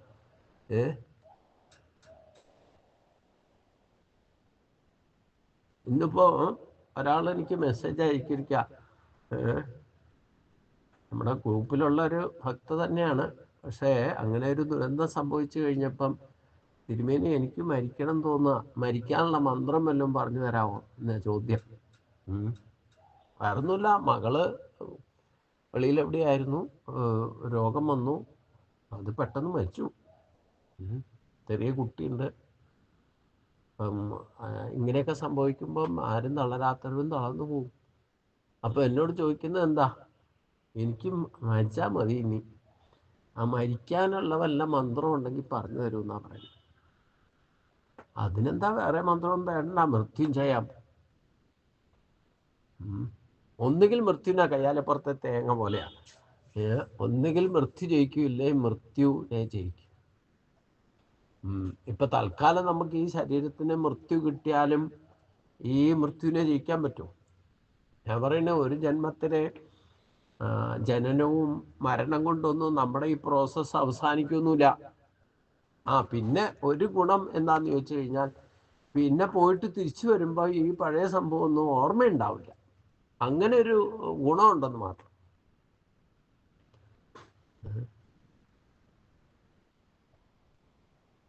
അപ്പം എന്തൊക്കെ നല്ല കാര്യങ്ങൾ ശുഭകാര്യങ്ങൾ ചെയ്തുകൊണ്ടിരുന്നവരായാലും, ഇല്ലേ സത്സംഗത്തിൽ ഭക്തിയുടെ അത്യുന്നതിയിൽ ഇരുന്നവരായാലും, ഇങ്ങനെ എന്തെങ്കിലുമൊക്കെ സംഭവിക്കുമ്പം ഡസ്പാകും. സാധാരണഗതിയിൽ അങ്ങനെ. അതിനു മുമ്പ് പറഞ്ഞിട്ടുണ്ട്, മകൻ സ്വന്തം ദൃഷ്ടിക്ക് മുമ്പിൽ തന്നെ ആത്മഹത്യ ചെയ്തപ്പം സ്ത്രീകളാണ് കൂടുതൽ തളരുന്നതെങ്കിലും പുരുഷന്മാർ വരെ തളർന്നിട്ട്, അതും ബാക്കി കൂടെ നിൽക്കേണ്ട ഭാര്യയും ഒരു മകനെയും കൂടെ, അച്ഛൻ കാരണം മകൻ മരിച്ചേ എന്ന് പറഞ്ഞിട്ട് ആ അച്ഛനെയും ഉപേക്ഷിച്ച് പോയ കഥയൊക്കെ ഞാൻ പറഞ്ഞിട്ടുണ്ട്. അത് ആത്മഹത്യയായിരുന്നു എന്നർത്ഥം. ഇതിപ്പോ അങ്ങനെയല്ല, ഒരു രോഗം വന്നിട്ട് മരിച്ചതാ. പക്ഷെ എന്നാലും ആ കുട്ടി വളർത്തി വലുതാക്കി അതിനെ കല്യാണം കഴിപ്പിച്ചു വിട്ടു. അതിനൊരു 5 വയസ്സോ മറ്റായ കുട്ടിയുണ്ട്. അപ്പം വിദേശത്താണ് ജോലി ചെയ്യുകയാണ്. അപ്പം അതിനിടയ്ക്ക് രോഗം വന്നു, ആ കുട്ടിയെ കൊണ്ടുപോയി. അതിപ്പോൾ ഈ നാട്ടിൽ തന്നെ സാധാരണഗതിയിൽ നമ്മുടെ സത്സംഗത്തിൽപ്പെട്ട തന്നെ അനേകം കേസുകളുണ്ട്. അടുത്ത കാലത്തും 2 വർഷം മുമ്പ് തന്നെ അതുപോലെ 2 പെൺകുട്ടികളേ ഉള്ളൂ. ഒരാൾ ഇതുപോലെ അകാല മരണം എന്നൊന്നും ഇല്ല. പക്ഷെ എന്നാലും നമ്മൾ അച്ഛനും അമ്മയും ജീവിച്ചിരിക്കുമ്പം തൻ്റെ മക്കൾ ഇത്രയും വളർത്തി വലുതാക്കി വിട്ടു, കല്യാണം കഴിപ്പിച്ചു വിട്ടു, അത് പേരക്കുട്ടിയൊക്കെ ആയി, എന്നിട്ട് നമ്മുടെ മുമ്പിൽ തന്നെ നമ്മുടെ മക്കൾ പോവുകയാണെങ്കിലോ, അത് കുറച്ച് സഹിക്കബിളൊന്നും അല്ല. എന്നാലും ഈ അതിനൊരു പക്വത വന്നാലാണ് അത് ഒരു യോഗമായിട്ട് അതിൽ നിന്നും പഠിക്കാനുണ്ടെന്നർത്ഥം. യാതസ്യഹേ ധ്രുവോ. ഇതിലൊരു പോസിറ്റീവ് കാണാനുള്ളത് എന്താ? ഈ ജന്മത്തിലെ ഓരോരുത്തരുടെ ഡ്യൂട്ടി കഴിഞ്ഞാൽ അവരൊക്കെ അവരവരുടെ ഡ്യൂട്ടി കഴിഞ്ഞ് പോകണം. അല്ലാതെ ഒരാൾ പോയിട്ട് മറ്റേ ആൾ പോകാവുള്ളൂ, എൻ്റെ മുമ്പിൽ നീ മരിക്കരുത് എന്നൊക്കെ പറഞ്ഞുകൊണ്ടിരുന്നാലൊന്നും അതൊന്നും പ്രതിഭാസത്തിൻ്റെ ജാതസ്യഹി ധ്രുവോ മൃത്യു ധ്രുവൻ ജന്മ മൃതസ്യജ, അത് പരിഹാരമില്ലാത്ത മാർഗങ്ങളാണ്. അപ്പം ആരാദ്യം ജയിച്ചത്, ആരാദ്യം മരിച്ചത്, ആരാ ജനിച്ചതെന്ന് ശരിക്കും നമ്മൾ കണക്ക് കൂട്ടിക്കഴിഞ്ഞാൽ നമ്മൾ എത്ര കാലമായി ജനിക്കുകയും മരിക്കുകയും ചെയ്തിരിക്കുക. അപ്പം ഇതിൽ ആദ്യം ജനിച്ചത് ആദ്യം മരിച്ചത് ആരാ എങ്ങനെ മനസ്സിലാക്കുക? ഈ ജന്മത്തിലെ കണക്കാക്കുമ്പോഴേ നമുക്ക് ഈ ജന്മത്തിലെ ജനനവും മരണവും ഒക്കെ അറിയാൻ സാധിക്കും. നമുക്ക് എത്ര ജന്മങ്ങളായി ഇല്ലേ? ഇപ്പം എന്താ പറഞ്ഞ, ഇസ്കോൻകാർ ഹരേ രാമ ഹരേ കൃഷ്ണ മന്ത്രം ജപിക്കുമ്പം അവർ പഠിപ്പിക്കുന്നത് ആദ്യം ഹരേ കൃഷ്ണ കൃഷ്ണ കൃഷ്ണ ഹരേ ഹരേ, രണ്ടാമതേ പറയാവുള്ളൂ ഹരേ രാമ രാമ രാമ ഹരേ ഹരേ. ഇത് നിങ്ങളൊന്ന് റിപ്പീറ്റ് ചെയ്ത് ജയിക്കുമോ? അവർ പറയുന്ന നിയമം പാലിക്കാൻ പറ്റുമെന്ന്. അത് കണ്ടിന്യൂസ് ആയിട്ട് ജയിക്കുമ്പോൾ ഇതിൽ ഏതാ ആദ്യത്തെ എന്നെങ്ങനെ കണ്ടുപിടിക്കുക?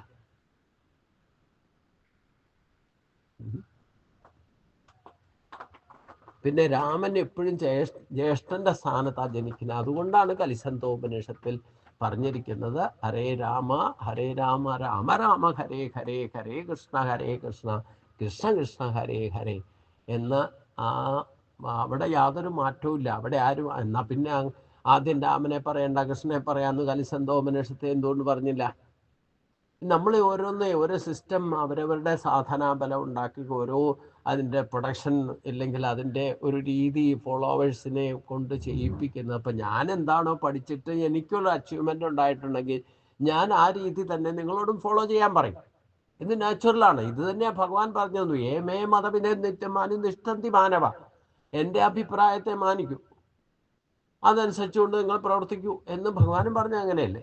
ഇതേപോലെ തന്നെയാണ് ആ ചൈതന്യ മഹാപ്രഭു അദ്ദേഹത്തിൻ്റെ ഖണ്ഡത്തിൽ ആദ്യം കൃഷ്ണനെ പറയണം, കൃഷ്ണ അവബോധത്തിലേക്ക് എത്തുക എന്നുള്ള ഉദ്ദേശത്തിൽ അദ്ദേഹം ആദ്യം കൃഷ്ണനെ അങ്ങനെ ഒരു ചിട്ട നടപ്പാക്കി. എല്ലാവർക്കും ഉണ്ട്. ഇപ്പം നമുക്കെല്ലാം ഉണ്ടല്ലോ, ഈ മനുഷ്യനെ ഏതൊക്കെ മതം ഉണ്ടാക്കിയിട്ടുണ്ടോ അതിനൊക്കെ പറയും. നമ്മൾ സൂര്യന് പ്രാധാന്യം കൊടുക്കും, മുസ്ലിങ്ങൾ ചന്ദ്രന് പ്രാധാന്യം കൊടുക്കും. നമ്മൾ വലത്തിന് പ്രാധാന്യം കൊടുക്കുമ്പോൾ അവർ ഇടത്തിന് പ്രാധാന്യം കൊടുക്കുന്നു. ഇതൊക്കെ ഓരോരുത്തരുടെ അഭിപ്രായമാണ്. നിങ്ങൾക്ക് ഇഷ്ടമുള്ളത് യുക്താഹാര വികാരസ് യുക്ത തേജസ്സു കർമ്മസു യുക്ത നിങ്ങളുടെ സൃഷ്ടി ജപത്തിൻ്റെ വ്യവഹാരമായാലും നിങ്ങൾക്ക് എന്താണ് യുക്തിസഹജമായിട്ട് തോന്നിയിട്ട് നിങ്ങളുടെ അഭിപ്രായം വേണം നിങ്ങൾ സ്വീകരിക്കാൻ. അത് ഭഗവാൻ പറഞ്ഞതും കൂടെ കൂട്ടി കണക്ട് ചെയ്തോളൂ, എന്നാലും വിഴവില്ല. ഭഗവാൻ ഇവിടെ പറഞ്ഞിട്ടില്ല നിങ്ങളെ എൻ്റെ നാമം ആദ്യം ജപിക്കാവുള്ളൂ എന്ന് എവിടെയെങ്കിലും പറഞ്ഞിട്ടുണ്ടോ? രാമൻ്റെ നാമം പിന്നെ ജപിക്കാവുള്ളൂ, ഒരിടത്തും പറഞ്ഞിട്ടില്ല. ഭഗവത്ഗീതയൊക്കെ പഠിച്ചാൽ നാമം ജപിക്കാൻ എവിടെ പറഞ്ഞേക്കണേ? ഒന്നും പറഞ്ഞില്ല. നിങ്ങൾ നിങ്ങളിലുള്ള ശക്തിയെ സാക്ഷാത്കരിക്കാനാണ് പറഞ്ഞേക്കണേ. അതിനുള്ള സാധനങ്ങളുണ്ട്. ഈ ശരീരം കിട്ടിയിട്ടുണ്ടെങ്കിൽ ശരീരത്തിൽ ഞാനിരിക്കുന്നുണ്ട്, അകത്തും പുറത്തും ഇരിക്കുന്നുണ്ട്. ആ ശക്തിയെ നിങ്ങൾ അകത്തും പുറത്തും സാക്ഷാത്കരിക്കൂ. അതിന് എന്തൊക്കെ സാധനങ്ങൾ ചെയ്യണോ അത് ഓരോരുത്തരും ഓരോ വിധത്തിൽ പതഞ്ജലി മഹർഷിയുടെ രീതിയിൽ പതഞ്ജലി മഹർഷി ചിട്ടപ്പെടുത്തിയിട്ടുണ്ട്. അപ്പം ചൈതന്യ മഹാപ്രഭു അതേ രീതി അദ്ദേഹത്തിൻ്റെ അഭിപ്രായം അനുസരിച്ചു അദ്ദേഹത്തിൻ്റെ കണ്ടെത്തലനുസരിച്ചുകൊണ്ട് അദ്ദേഹം ചിട്ടപ്പെടുത്തിയിട്ടുണ്ട്. ബുധൻ ശ്രീബുദ്ധന്റെ രീതി അനുസരിച്ച് ശ്രീബുദ്ധൻ ചിട്ടപ്പെടുത്തി, ശങ്കരാചാര്യന്റെ ഒരു രീതി ഉണ്ട്, അതനുസരിച്ച് ചിട്ടപ്പെടുത്തിയിട്ടുണ്ട്. ഇതിൽ ഏത് സാധന ചെയ്യണമെന്ന് നിങ്ങൾക്ക് തീരുമാനിച്ചോളൂ.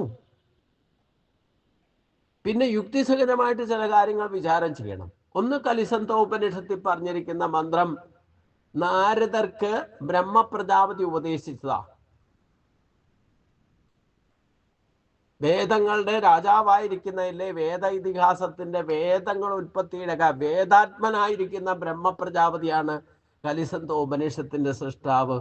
ആ കലിസ് കാലത്ത് ഏത് മന്ത്രം ജപിച്ചാലാണ് ആർക്ക് സിദ്ധി നേടാൻ സാധിക്കുക, അല്ലെ മോക്ഷം കിട്ടാൻ സാധിക്കുക എന്ന് നാരദ മഹർഷി പോയി ചോദിച്ചപ്പം അദ്ദേഹം ഉപദേശിച്ചു കൊടുത്ത ഒരൊറ്റ മന്ത്രമാണ് കലിസന്തോപനിഷത്ത്. ഒരു ചോദ്യവും ഒരു ഉത്തരവും. ആ ഉത്തരത്തിൽ പറയുന്നതാണ് ഹരേ രാമ ഹരേ കൃഷ്ണ. അതിലാദ്യം എഴുതിയേക്കാണ് ഹരേ രാമ ഹരേ രാമ രാമ രാമ ഹരേ ഹരേ, ഹരേ കൃഷ്ണ കൃഷ്ണ കൃഷ്ണ ഹരേ ഹരേ എന്ന് തന്നെയാണ്.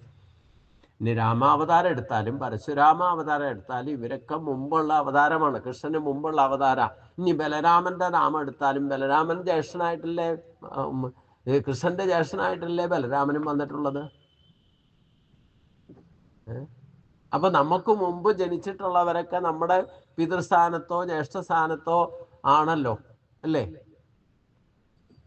അപ്പൊ നമ്മുടെ ഈ പൂർവ്വജന്മത്തിൽ ചിലപ്പോ ഇപ്പോഴത്തെ മകളും എന്ന് പറയുന്നത് ഈ മകളായിട്ട് ജനിച്ച ആള് നിങ്ങളുടെ അമ്മയായിരുന്നു. ഇന്ന് ആ മകള് നിങ്ങളുടെ മകളായിട്ട് ജനിക്കുമ്പോഴല്ലേ നിങ്ങൾക്ക് ഇത് കോൺസിക്വൻസീസ് ഉണ്ടാവുന്നത്. ആ മകള് ഇപ്പൊ മരിച്ച ആ മകള് ഇതിനു മുമ്പത്തെ ജന്മത്തിൽ അമ്മയായിരുന്നു. ആ അമ്മ ആ സ്ഥാനത്തിരിക്കുമ്പം നിങ്ങൾ ഇതേപോലെ മരിച്ചാൽ ഇതേ ദുഃഖം ഈ മകൾ അനുഭവിച്ചിട്ടില്ലേ?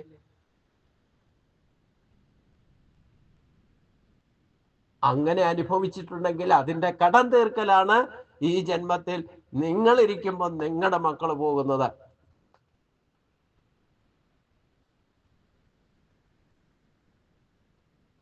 കൊടുത്ത കൊല്ലത്തും കിട്ടുമെന്ന് പറഞ്ഞ പോലെയാ ഈ ദുഃഖത്തിന്റെ അവസ്ഥകള്. ഇതിന് വേണ്ടിയിട്ടാണ്, ഇതിന് കോംപ്രമൈസ് ഉണ്ടാക്കാൻ വേണ്ടിയിട്ടാണ് അച്ഛൻ മുത്തശ്ശൻ പേരക്കുട്ടിയായിട്ട് ജനിക്കും, അച്ഛൻ മകനായിട്ട് ജനിക്കും, മകളായിട്ട് ജനിക്കും. ഇങ്ങനെയൊക്കെ സംഭവിക്കും. ഇതിൽ ഏത് ജന്മം ആദ്യം എങ്ങനെ പറയാം?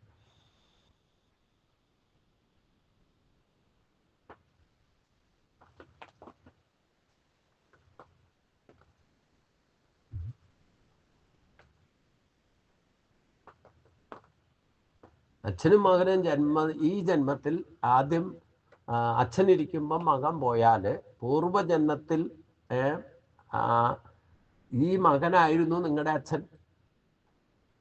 അപ്പൊ നിങ്ങൾ ഇതുപോലെ ഒരു വേദനിപ്പിക്കല് ആ മകന് പോയിട്ട് അന്നത്തെ അച്ഛനെ വേദനിപ്പിച്ചിട്ടുണ്ടെങ്കിൽ ഈ ജന്മത്തിൽ അത് തിരിച്ചനുഭവിക്കണം. അതെങ്ങനെ? രോഗം വന്നിട്ട് മരിച്ചാലും ആത്മഹത്യ ആയാലും വേണ്ടില്ല, മരണം എന്ന് സംഭവിച്ചാൽ രോഗം വന്ന് ദുരന്തത്തിൽ മരിച്ചാലും വേണ്ടില്ല, മരണത്തിന്റെ ദുഃഖം എല്ലാവർക്കും ഒരേപോലെ അല്ലേ? അവിടെയൊക്കെ ചിന്തിക്കുക, ഞാൻ വളർത്തി ഇത്രയും വലുതാക്കി വിട്ടു, ഇത്രയൊക്കെ ചെയ്തു, എന്നിട്ട് ആ മകൻ പോയി, അല്ലെ എന്നെ വിട്ടുപോയി എന്നാ പറയാ.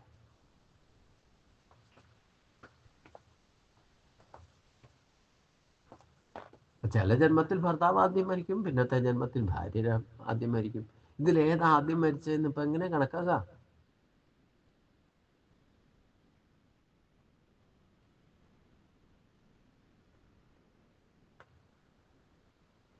പിന്നെ ഈ മരണ ദുഃഖം ആയാലും എത്ര നേരം? കുറച്ച് ദിവസത്തേക്ക് ഉണ്ടാവുള്ളൂ, അത് കഴിയുമ്പോൾ അതിനൊക്കെ മറക്കും. നമ്മളിപ്പം മക്കള് ജോലിക്ക് പോകുമ്പം ഇല്ലെങ്കിൽ ഒപ്പം കൂടി എന്ന് ജനിച്ചപ്പോൾ മുതൽ അമ്മയുടെ ഒപ്പം അച്ഛൻ്റെ ഒപ്പം കഴിഞ്ഞിരുന്നത് ഒരു മക്കൾക്ക് പഠിച്ച് വലുതായി ജോലി കിട്ടുമ്പോൾ പിരിഞ്ഞാൽ ആദ്യം പിരിഞ്ഞു പോകുമ്പോൾ വണ്ടി കയറ്റി വിടുമ്പോഴൊക്കെ ഒരു കരച്ചിലും പിഴിച്ചിലും ഒക്കെ ഉണ്ടാവും. അത് കഴിഞ്ഞ് വന്നു പോകുമ്പോഴും കുറെ കാലത്തേക്ക് കരച്ചിലും പിഴിച്ചിലും ഒക്കെ ഉണ്ടാവും, അല്ലേ? ഇടയ്ക്ക് ലീവിൽ വരുവോ പോവുകയൊക്കെ ചെയ്യുമ്പോൾ എന്ന് വന്നു എന്ന് പോകുമ്പോൾ ഒരു കരച്ചിലും പിടിച്ചിലും ഉണ്ടാവും. ഇതൊക്കെ കഴിഞ്ഞിട്ട് പിന്നെ കുറച്ച് ദിവസം കഴിയുമ്പോൾ ഇതൊക്കെ മറന്നിട്ടിരിക്കില്ല, എപ്പോഴും കരഞ്ഞോണ്ടിരിക്കുക. ഇത് പ്രകൃതിയുടെ സ്വഭാവം. മാത്ര സ്പർശാസുഖന്തയെ ശീതോഷ്ണ സുഖദുഃഖത ആഗമാ പായുനോ അനിത്യത്താം വിദിശ്വസ്വഭാരത എന്ന് ഭഗവാൻ പറഞ്ഞത് ഇതുകൊണ്ട് തന്നെയാണ്. സുഖം, ദുഃഖം, ലാഭം, നഷ്ടം, ജയം, പരാജയം എന്താണോ സ്ഥിരമായിട്ട് നിൽക്കാത്തത് ഇത് വന്നു പോയിരിക്കും. ഇതിനെയൊക്കെ ഓവർകം ചെയ്യാൻ പഠിക്കണം. അപ്പോൾ മാത്രമേ ഈശ്വര സാക്ഷാത്കാരത്തിലേക്ക് എത്താൻ സാധിക്കൂ. അത് ഈ ശരീരം കൊണ്ട് സാധിക്കണം. നിങ്ങൾ തന്നെ സാധിക്കണം. മറ്റൊരാള് മാർഗദർശനം നൽകാനേ പറ്റുള്ളൂ. നിങ്ങൾക്ക് ഈ ദുഃഖത്തിൽ നിന്ന് കരകയറുക എന്നുള്ളത് ലക്ഷ്യം നിങ്ങൾ തന്നെ അനുഷ്ഠാനത്തിലൂടെ സാധിക്കണം. ഓട്ടോമാറ്റിക്കായിട്ട് എല്ലാവരും ഇതൊക്കെ മറക്കുന്ന അവസ്ഥയൊക്കെ നമുക്ക് കാണാം. നമുക്ക് ചുറ്റും നോക്കിക്കോളൂ. എത്ര സ്നേഹത്തോടെ ഇരുന്നവരായാലും, എത്ര കഠിന ദുഃഖം ദിവസങ്ങളോളം നീണ്ടു നിൽക്കുന്ന ദുഃഖത്തിലാണെങ്കിലും വേണ്ടില്ല, ഒരു ഘട്ടത്തിൽ നിങ്ങൾ ആ ദുഃഖത്തെ ഓവർകം ചെയ്യും.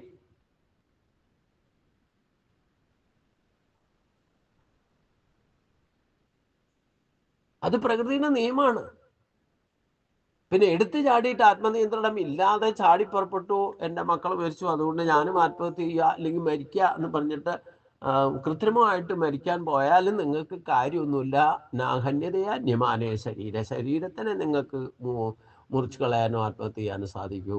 ആത്മാവിനെ നൈനംശം ചിന്തന്തി ശസ്ത്രാണ്. എന്തൊക്കെ സംഭവിച്ചാലും ഓരോ മക്കളുടെ ആയാലും അച്ഛൻ്റെ ആയാലും മക്കളുടെ ആയാലും ഈ ആത്മാവിനെ നശിപ്പിക്കാൻ ആർക്കും ഒരു സംഗതിയില്ല. ഇന്ന് നമ്മൾ അനുഭവം ഉണ്ടാക്കി വെച്ചിട്ടുണ്ട് അല്ലേ? അതും കൊണ്ട് ആത്മാവിനെ നശിപ്പിക്കാൻ സാധിക്കുമോ? ഒരിക്കലും സാധിക്കില്ല.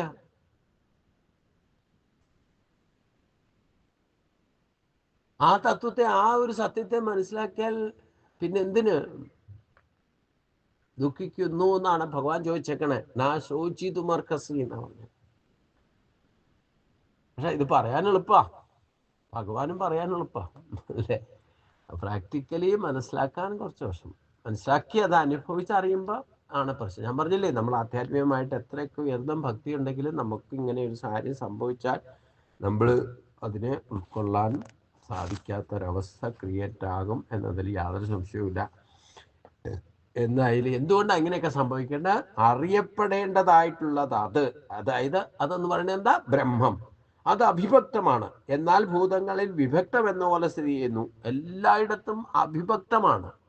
പക്ഷേ വിഭക്തം ഒന്നിനും ഇല്ലാത്തതുപോലെ നമുക്ക് തോന്നും. കാരണം എന്താ? അത് അവ്യക്തമാണ്. അതുകൊണ്ട്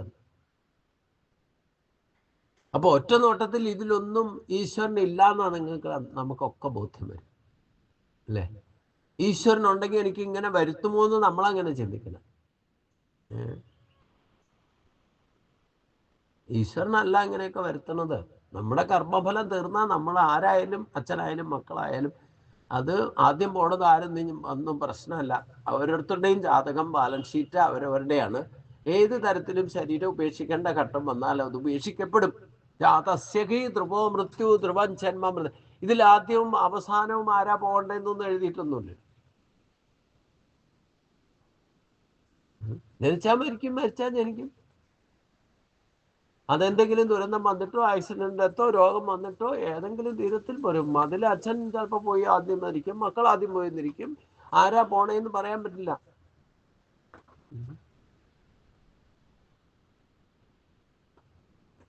ഇതിന് പരിഹാരമില്ലാന്ന് പറഞ്ഞിട്ടുണ്ട്. പരിഹാരം ഇല്ലാത്ത പ്രത്യേക വിഷയത്തെ കുറിച്ച് ആലോചിച്ച് വെറുതെ ദുഃഖിക്കരുതെന്നും പറഞ്ഞു അല്ലേ? ഒരാൾ മരിച്ചാൽ നമുക്കിപ്പോ ഇന്ന് ദുഃഖിച്ച് ദുഃഖിച്ച് ദുഃഖിച്ച് ദുഃഖിച്ച് മരിക്കാൻ പറ്റുമോ? മരിക്കുവോ? എന്നാ കുറെ കാലം ദുഃഖിച്ചിരുന്നാ മരിക്കുമെങ്കിൽ തിരക്കില്ല, മരിക്കൂല. ഓ, നിങ്ങളുടെ സമയം വരാതെ നിങ്ങൾ മരിക്കില്ല. അപ്പൊ മരിക്കാൻ വേണ്ടിയിട്ട് ഒരു മന്ത്രം പറഞ്ഞു കൊടുക്കാൻ എന്നോട് പറഞ്ഞാൽ ഞാൻ മൃത്യുഞ്ജയം പറഞ്ഞു കൊടുക്കും. അവിടെ ചിലപ്പം നിങ്ങൾക്ക് വരാനിരിക്കുകയും മൃത്യുവിനെ ജയിക്കുകയും ചെയ്യും. രണ്ടും സംഭവിക്കും. ഈ ചിലപ്പോ ഈ കയ്യാലപ്പുറത്തെ തേങ്ങ പോലെയാ. ചിലപ്പോ മൃത്യു നിങ്ങളെ ജയിക്കും.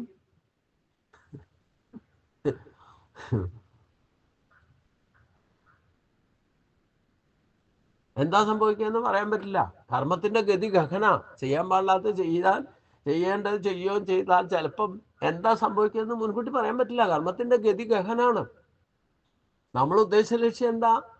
എനിക്ക് മരിക്കണം എന്ന് പറഞ്ഞാൽ മൃത്യുഞ്ജയം ജയിച്ചാൽ പിന്നെ ഒരിക്കലും മരിക്കാത്ത അവസരക്ക് എത്തും. മൃത്യുവിനെ ജയിക്കും. പിന്നെ അതാണ് അമൃതത്വം എന്ന് പറയുന്നത്. പിന്നെ തൽക്കാലമായിട്ട് മൃത്യു ജയിക്കും. മൃത്യു ജയിക്കുമ്പോൾ നിങ്ങളെ ശരീരം ഉപേക്ഷിച്ചു പോകും. അതിനും ഒരു കാരണം വേണം. വെറുതെ പോവില്ല. നിങ്ങൾ എത്ര മന്ത്രം ജപിച്ചാലും നിങ്ങളുടെ അവസാനത്തെ ശ്വാസം എന്നെടുക്കണം എന്ന് നിങ്ങളുടെ ജാതകത്തിൽ എഴുതി വെച്ചിട്ടുണ്ടാവും. അത് കൂട്ടാനോ കുറയ്ക്കാനോ ഒന്നും ആര് വിചാരിച്ചത് നടക്കില്ല. അങ്ങനെ ഒരു വരം തന്നെ ഇല്ലെന്നാ പറഞ്ഞു. മൃത്യുവിനെ ജയിക്കാനോ മൃത്യുവിനെ മാറ്റിവെക്കാനോ ഒന്നും നിവർത്തിയൊന്നുമില്ല. അപ്പൊ അതുകൊണ്ട് എന്തുകൊണ്ടത് അറിയപ്പെടേണ്ടത് അറിയാത്തത് കൊണ്ടാണ് ഇങ്ങനെയുള്ള ചിന്തയൊക്കെ വരണത്. അത് സർവചരാചരങ്ങളെ രക്ഷിക്കുന്നതും സംഹരിക്കുന്നതും സൃഷ്ടിക്കുന്നതും ഭഗവാൻ തന്നെയാണ്. അത് തന്നെയാണ്, ആ പരബ്രഹ്മം തന്നെയാണ്. നമ്മൾ സൃഷ്ടിക്കപ്പെടുന്ന ആള് കുറെ കാലം നിലനിൽക്കും ഇല്ലാതെയാകും എന്നുള്ളത് പ്രോസസ്സാണ്. ഈ അവസ്ഥാത്രയം എല്ലാ ഘടകങ്ങളും പ്രകൃതിയിലെ എല്ലാ സൃഷ്ടിക്കുമുണ്ട്. അത് അച്ഛനും അമ്മയായാലും വേണ്ടില്ല, മക്കളായാലും ഉണ്ട്, ഭാര്യ ആയാലും ഭർത്താവായാലും നമ്മൾ ജനിക്കും, കുറെ കാലം നിലനിൽക്കും, ഇല്ലാതെയാകും. ഇതൊരു സത്യമാണ്, പ്രകൃതിയുടെ സത്യസന്ധമായ ഒരു പ്രതിഭാസമാണ്. ഇതിൽ ഒന്നും ആൾട്ടർനേറ്റീവ് അറേഞ്ച്മെന്റ് പരിഹാരങ്ങളോ ഇല്ല എന്നർത്ഥം. ചിലർ മുമ്പേ പോവും, ചിലർ പിന്നാലെ പോവും.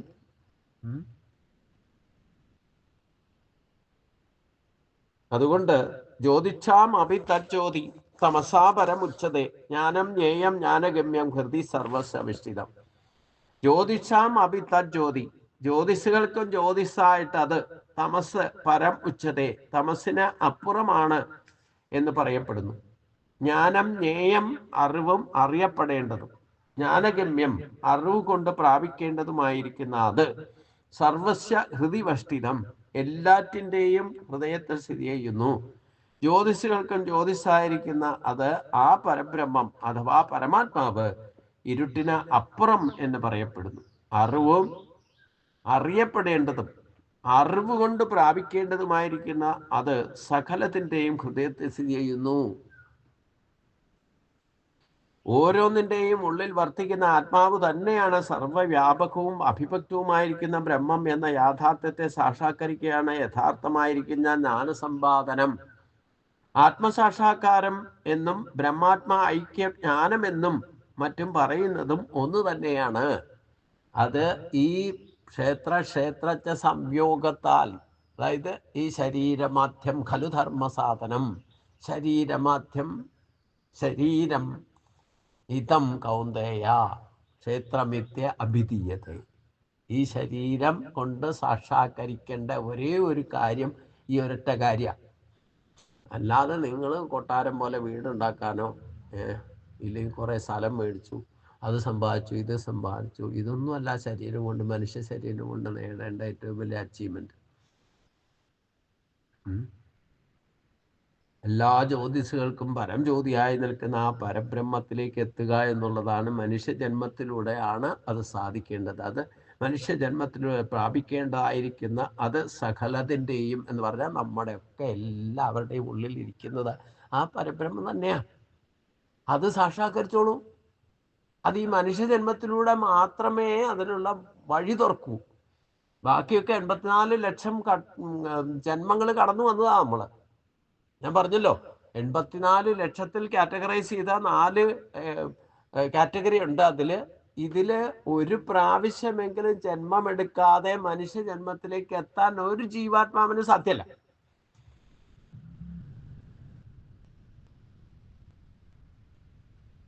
അർഹതയില്ലാ ആത്മാക്കൾക്കും ഉണ്ട്, പക്ഷെ യോഗ്യത നേടണമെങ്കിൽ ഈ പ്രോസസ്സൊക്കെ കടന്നു വരണം, അല്ലേ? നമ്മൾ ചില പരീക്ഷകളൊക്കെ ഉണ്ടല്ലോ, 1-ാം ക്ലാസ്സിൽ നിന്ന് നേരിട്ട് 10-ാം ക്ലാസ്സിൽ പോയിരുന്നിട്ട് പരീക്ഷ എഴുതാൻ പറ്റുമോ?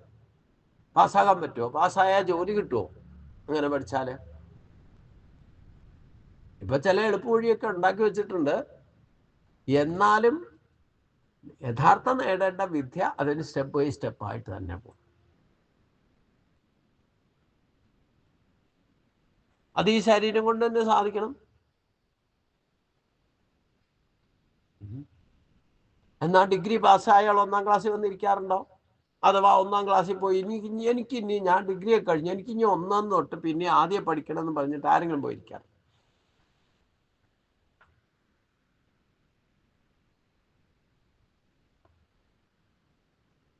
ഒന്നാമത്തെ കാര്യം, നമ്മൾ 1-ാം ക്ലാസ്സിൽ പഠിച്ച് പാസ്സായി ഡിഗ്രി വരെ എത്തുമ്പോഴത്തേനും പോയിട്ട് തിരിച്ച് 1-ാം ക്ലാസ്സിൽ വന്നിരിക്കുമ്പോഴത്തേനും ഈ വിദ്യാഭ്യാസത്തിൻ്റെ രീതിയും സിലബസും ഒക്കെ ആകെ ചേഞ്ച് ചെയ്തിട്ടുണ്ടാവും.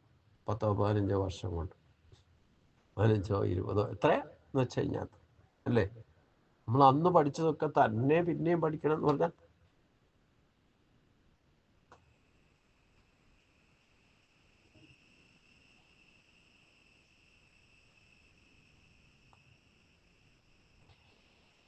അപ്പൊ ഓരോന്നിൻ്റെ ഉള്ളിൽ വർത്തിക്കുന്ന ആത്മാവ് തന്നെയാണ് ജീവാത്മാവ്. സർവ്വവ്യാപകമാണ്, അവിഭക്തമാണ്. ബ്രഹ്മം എന്ന യാഥാർത്ഥ്യത്തെ സാക്ഷാത്കരിക്കുകയാണ് യഥാർത്ഥ ജ്ഞാനസമ്പാദനം. അത് മനുഷ്യജന്മത്തിലൂടെ മാത്രമേ സാധിക്കൂ. യഥാർത്ഥ ജ്ഞാനം നമ്മൾ കോളേജിലോ ഇല്ലെങ്കിൽ പറയുന്ന ഈ അവിദ്യാദി ദോഷങ്ങൾ ഉണ്ടാക്കുന്ന ഒന്നിനും പോയാൽ കിട്ടില്ല. ഭൗതികമായിട്ടുള്ള ആ ആസുരീ ഇന്ദ്രിയ ഭോഗസുഖങ്ങൾക്ക് വേണ്ടിയിട്ട് എന്തൊക്കെ അച്ചീവ്മെന്റ് നിങ്ങൾ ഉണ്ടാക്കിയെന്ന് പറഞ്ഞാലും, എന്തൊക്കെ ജ്ഞാനം വാങ്ങി, എന്തൊക്കെ ഡിഗ്രി പാസ്സായി, റാങ്ക് ലിസ്റ്റ് പേര് വന്നു എന്ന് പറഞ്ഞാലൊന്നും അതൊന്നും ഈശ്വര സാക്ഷാത്കാരത്തിന് ഒതുങ്ങില്ല.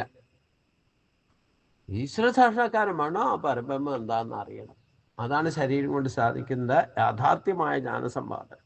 ആത്മസാക്ഷാത്കാരം ബ്രഹ്മാത്മാ ഐക്യം എന്നും പറയുന്നതും ഈശ്വര സാക്ഷാത്കാരം എന്ന് പറയുന്നതും ഒക്കെ ഒന്ന് തന്നെ എന്നർത്ഥം. ഇതി ക്ഷേത്രം തഥാജ്ഞാനം ജ്ഞേയം ചോക്തം സമാസത മദ്ഭക്ത ഏതവിജ്ഞായ മൽഭാവയോ ഭവത്യതേ. ഇതി ക്ഷേത്രം തഥാജ്ഞാനം, ഇപ്രകാരം ക്ഷേത്രവും അപ്രകാരം തന്നെ ജ്ഞാനവും ജ്ഞേയവും ചുരുക്കി ഞാൻ പറഞ്ഞു. മദ്ഭക്ത ഏതത് വിജ്ഞായ, എൻ്റെ ഭക്തൻ ഇതറിഞ്ഞിട്ട്, മൽഭാവയ എൻ്റെ ഭാവത്തിന്, പരമാത്മാഭാവത്തിന് ഉപപദ്ധ്യതയെ യോഗ്യനായിത്തീരുന്നു. ഇപ്രകാരം ക്ഷേത്രത്തെയും ജ്ഞാനത്തെയും ജ്ഞേയത്തെയും കുറിച്ച് ചുരുക്കമായി പറയപ്പെട്ടു. എൻ്റെ ഭക്തൻ ഇതിനെ അറിഞ്ഞ് പരമാത്മാ ഭാവത്തിന് യോഗ്യനായി ഭവിക്കുന്നു. ഈ ഒരു ആത്മബോധത്തിൽ എത്തിയാൽ അവൻ ആ നിമിഷം തന്നെ ഈശ്വരീയ ഭാവത്തിലെത്തും എന്നർത്ഥം. അവൻ്റെ ചിന്തയും വാക്കും പ്രവൃത്തിയും ഒക്കെ സ്വഭാവം തന്നെ ആ തന്മയീ ഭാവത്തിലായിരിക്കും. നിങ്ങൾ കൃഷ്ണാവബോധത്തിലെത്തിയാൽ കൃഷ്ണനെ തന്നെ നിലച്ചിരുന്നാൽ കൃഷ്ണനായി തന്നെ ഭവിക്കുക വേണ്ടു. എന്ന് വെച്ചിട്ട് ഞാൻ കൃഷ്ണനായി ഭവിച്ചു എന്ന് പറഞ്ഞ കൃഷ്ണന്റെ വേഷവും കെട്ടി നടക്കണ്ട, അത്രേ ഉള്ളൂ. പിന്നെ കോൺട്രകനാവും. അല്ലെങ്കിൽ തന്നെ നമുക്ക് എന്തെങ്കിലും അച്ചീവ്മെന്റ് ഉണ്ടാക്കി അപ്പം ഞാൻ കേമനാണെന്നോ തോന്നും, ഇല്ല. പിന്നെ ഗർവ് കാണിക്കും, എന്നെ പോലെ മറ്റേ ആരും ഇല്ല എന്ന് പറയും. ഇങ്ങനെയൊക്കെയുള്ള പ്രശ്നങ്ങൾ ഒരുപാടുണ്ടാകും. നമുക്ക് അല്പമാത്രമായ ഈശ്വര സാക്ഷാത്കാരം ഉണ്ടായാൽ പോലും ഏതെങ്കിലും വിഷയത്തിൽ നിങ്ങൾക്ക് അനുഭവം ഉണ്ടായാൽ, ഈശ്വരൻ്റെ സാന്നിധ്യം നിങ്ങൾക്ക് അനുഭവിച്ചറിയുന്നതാണ് സാക്ഷാത്കാരം എന്ന് പറയുന്നത്. അത് സാധിച്ചാൽ പോലും ഈ പറയുന്ന പ്രശ്നങ്ങളൊക്കെ പിന്നാലെ നിഴൽ പോലെ വരും. ഞാൻ ഏറ്റവും വലിയ ഒരു നിസ്സാര കാര്യമായിരിക്കും സാധിച്ചത്, എന്നിട്ട് ഞാനെല്ലാം സാധിച്ച പോലെ ഭാവം പകരും. അതുകൊണ്ടാണ് ഇവിടെ ഭഗവാൻ പറഞ്ഞ ഇപ്രകാരം ക്ഷേത്രത്തെയും ജ്ഞാനത്തെയും ജ്ഞേയത്തെയും കുറിച്ച് ചുരുക്കമായി പറയപ്പെട്ടു. എൻ്റെ ഭക്തൻ ഇതിനെ അറിഞ്ഞ് പരമാത്മാ ഭാവത്തിന് യോഗ്യനായി ഭവിക്കും. അർഹത എല്ലാവർക്കും ഉണ്ട്. യോഗ്യത അനുഷ്ഠാനങ്ങളുടെ ഈ ശരീരം കൊണ്ട് നേടേണ്ടതാണ്. ആ യോഗ്യത കിട്ടി അത് പ്രകടമാകാൻ തുടങ്ങിയാലും നമ്മുടെ ഭാവം മാറും. അത് മാറാതെ നോക്കിക്കൊള്ളണം. പ്രകൃതിയും പുരുഷൻ ചൈവ വിദ്യാനാദി ഉപഭാമവി വികാരാംശ ഗുണാശൈവ വിധി പ്രകൃതി സംഭവൻ. പ്രകൃതിയും പുരുഷ ച ഏവച, പ്രകൃതിയെയും പുരുഷനെയും ഉഭൗ അഭി അനാദി വിധി, ഇവ രണ്ടിനെയും അനാദി എന്നറിഞ്ഞാലും, വികാരാൻ ച ഗുണാൻ ച, വികാരങ്ങളെയും ഗുണങ്ങളെയും പ്രകൃതി ഏവ പ്രകൃതി സംഭവാൻ വിധി, പ്രകൃതിയിൽ നിന്നുണ്ടായവയെന്ന് അറിഞ്ഞാലും, പ്രകൃതിയും പുരുഷനും രണ്ടും അനാദിയാണെന്നറിഞ്ഞാലും, വികാരങ്ങളും ഗുണങ്ങളും പ്രകൃതിയിൽ നിന്നുണ്ടായവയാണെന്നും അറിയുക. പ്രകൃതിയും പുരുഷനും രണ്ടും അനാദിയാണെന്നറിഞ്ഞാലും, അതായത് പുരുഷൻ എന്ന് പറയുന്നത് നമ്മുടെ ശരീരത്തിലിരിക്കുന്ന ജീവനെയാണ് പുരുഷൻ എന്ന് വിശേഷിപ്പിക്കുന്നത്. പ്രകൃതി എന്ന് ഉദ്ദേശിക്കുന്ന നമ്മുടെ ശരീരം തന്നെയാണ്. ആ ശരീരത്തെയും ജീവനെയും രണ്ടും അനാദിയാണ് എന്ന് പറഞ്ഞാൽ എന്താ? അപ്പൊ നമ്മുടെ ശരീരവും അനാദിയാണെന്നല്ലേ പറഞ്ഞത്? അതെങ്ങനെ അനാദിയാകാം? അതാണ് അവിഭക്തമായിട്ടിരിക്കുന്നത്. നമ്മുടെ ശരീരം എങ്ങനെ ഉണ്ടായെന്ന് ആദ്യം പറഞ്ഞല്ലോ. 24 ഘടകങ്ങൾ പ്രകൃതി എന്നത് പഞ്ചഭൂത അതിൻ്റെ തന്മാത്രകളാണെന്ന് പറഞ്ഞു. 24 ഘടകങ്ങളുടെ അത് അതേപടി തന്മാത്രകളായിട്ട് അതിൻ്റെ എസൻസ് മാത്രം എടുത്തിട്ടാണ് ശരീര നിർമ്മിതി നടത്തിയിരിക്കുന്നത്. അപ്പം നമ്മുടെ ശരീരം ഇപ്പോൾ ഉള്ള ശരീരത്തിൽ നിന്ന് ജീവാത്മാവ് വിട്ടുപോയി കഴിഞ്ഞാൽ ഇത് ജഡമായി മരിച്ചു എന്ന് പറയും. ഇത് മരിച്ചു കഴിഞ്ഞാലും നിങ്ങൾ ഈ ശരീരത്തെ അഗ്നി ദഹിപ്പിക്കോ ഇലക്ട്രോണിക്സോ എന്തുപയോഗിച്ചിട്ട് അതിനെ ഇല്ലാതെയാക്കിയാലും ഇതിൻ്റെ തന്മാത്രകൾ ഏതിൽ നിന്ന് വന്നോ അതിലേക്ക് തന്നെ പോകും. ആകാശത്തിൻ്റെ തന്നെ ആകാശത്തിലേക്ക്, ജലത്തിൻ്റെ തത്വം ജലത്തിലേക്ക്, വായുവിൻ്റെ തത്വം വായുവിലേക്ക്, പൃഥ്വിയുടെ തത്വം പൃഥ്വിയിലേക്ക്, എന്തൊക്കെ എവിടെ നിന്ന് കിട്ടിയോ അത് അങ്ങോട്ടങ്ങോട്ട് പോകും. അപ്പൊ അവിഭക്ത അല്ലേ അത് അനാദിയല്ലേ? നശിക്കാത്ത ശക്തിയിൽ നിന്നാണ് ഉണ്ടായിരിക്കുന്നത്. അത് അതിലേക്ക് തന്നെ തിരിച്ചു പോകുന്നു. വീണ്ടും നിങ്ങൾക്ക് ശരീരം കിട്ടുമ്പോഴോ ഇതൊക്കെ വീണ്ടും ഈ തന്മാത്രകൾ കൂട്ടി യോജിപ്പിച്ച് നിങ്ങളുടെ സ്വഭാവം അനുസരിച്ചുള്ള ഒരു സാധനം നിങ്ങൾക്ക് ഉണ്ടാക്കി തരുന്നു.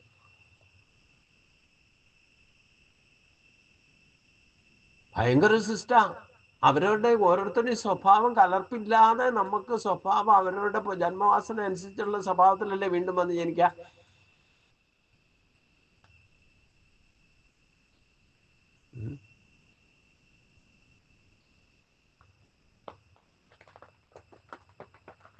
അതിനൊക്കെ തെളിവ് സഹിതം പറയും. നമ്മൾ ഈ ജന്മത്തിൽ തന്നെ എൻ്റെ മുമ്പിൽ വെച്ച് മരിച്ച ഒരാള് വീണ്ടും ജനിച്ചു വന്നിട്ട് അതേ സ്വഭാവം കാണിക്കുന്നു.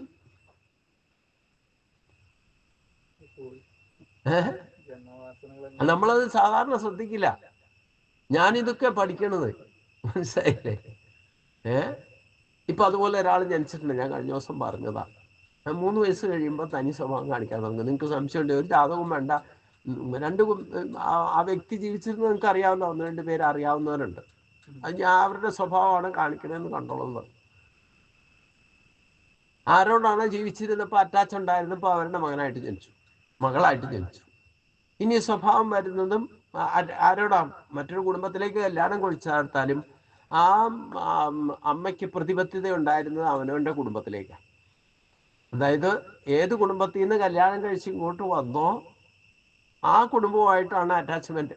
ഇവിടെ കല്യാണം കഴിച്ച ഭർത്താവും കുട്ടികളൊക്കെ ഉണ്ട്, പക്ഷെ ജീവിച്ചിരിക്കുമ്പോൾ അവർക്കുണ്ടായിരുന്ന അറ്റാച്ച്മെന്റ് എപ്പോഴും സദാസമയം ആ കുടുംബമായിട്ടായിരുന്നു. ഇതൊക്കെ വ്യക്തമായിട്ട് അറിയാം എനിക്ക്. എന്നിട്ട് ഇപ്പൊ ജനിച്ചത് എവിടെയാ? ആ കുടുംബത്തിൽ പോയി ജനിച്ചു. പിന്നെ അപ്പൊ വാസനാബലം എവിടെയാ കിടക്കണേ?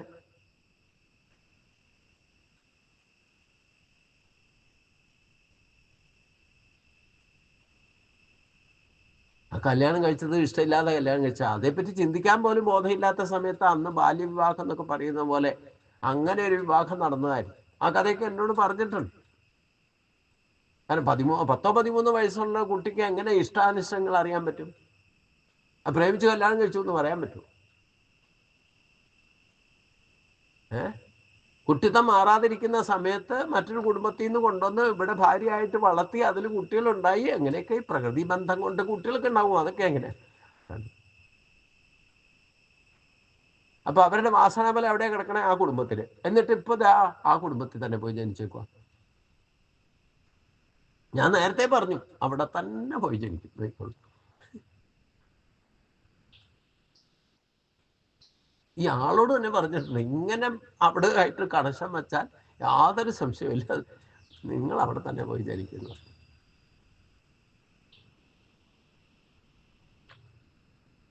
അപ്പൊ അതുകൊണ്ട് ഈ പ്രകൃതിയും പുരുഷനും രണ്ടും അനാദിയാണെന്ന് പറഞ്ഞാൽ ഈ സത്യം മനസ്സിലാക്കണം. നമ്മൾ ദഹിപ്പിച്ചാലും വേണ്ട 50 ഗ്രാം ചാരമാകുക.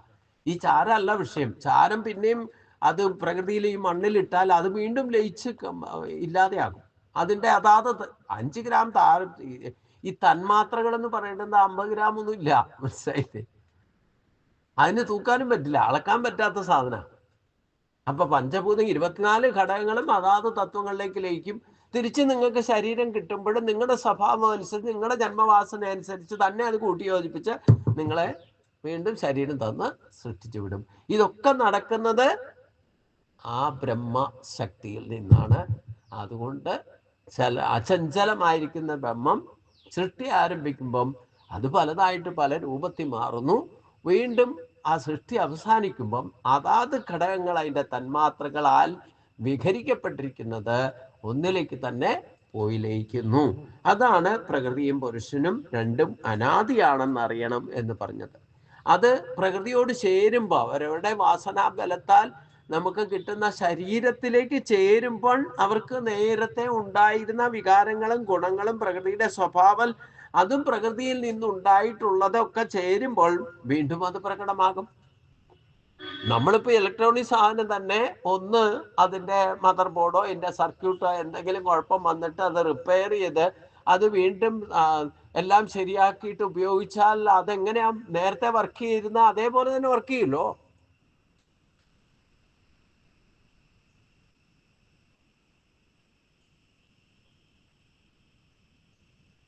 അല്ലാതെ ഒരു റേഡിയോ കൊണ്ടുപോയിട്ട് റിപ്പയർ ചെയ്താൽ ടിവിയുടെ സ്വഭാവം കാണിക്കോ? ടി വി കൊണ്ടുപോയിട്ട് റിപ്പയർ ചെയ്താൽ റേഡിയോയുടെ സ്വഭാവം കാണിക്കും. അതിൻ്റെ എല്ലാ സാധനങ്ങളും പാർട്സും അഴിച്ച് വേറെ ആക്കി എന്നിട്ട് വീണ്ടും അസംബ്ലി ചെയ്തു. അസംബ്ലി ചെയ്യുമ്പം ടി വി ആയിട്ടും റേഡിയോ ആയിട്ട് വർക്ക് ചെയ്യുള്ളൂ. ഇതേപോലെ തന്നെയാണ് നമ്മുടെ സിസ്റ്റവും അനാദിയാണെന്ന് പറയാനിതാ.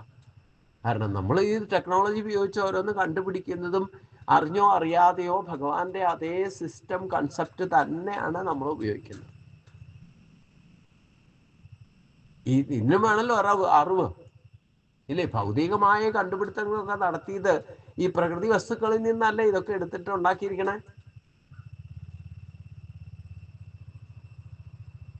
അതിപ്പോ നമ്മളിപ്പോ സംസാരിക്കുന്ന മൈക്ക് ആയിക്കോട്ടെ, ടി വി ആയിക്കോട്ടെ, കസേര ആയിക്കോട്ടെ, എന്തൊക്കെ മനുഷ്യന്റെ ബുദ്ധി കൊണ്ട് ഉണ്ടാക്കിയിട്ടുണ്ടോ അതൊക്കെ പ്രകൃതി വസ്തുക്കൾ സമ്മേളിപ്പിച്ച് ഉണ്ടാക്കിയേക്കണം. അത് തിരിച്ച് വീണ്ടും ഇപ്പൊ പ്ലാസ്റ്റിക് ഒക്കെ കൂടെ കൊണ്ടുപോയിട്ട് കച്ചടയിലിട്ട് ഉരുക്കി പിടിച്ചിട്ട് വീണ്ടും അത് കസേരയും ചെരുപ്പും ഒക്കെ ആയിട്ട് വരും. കണ്ടിട്ടുണ്ടോ പ്രോസസ്?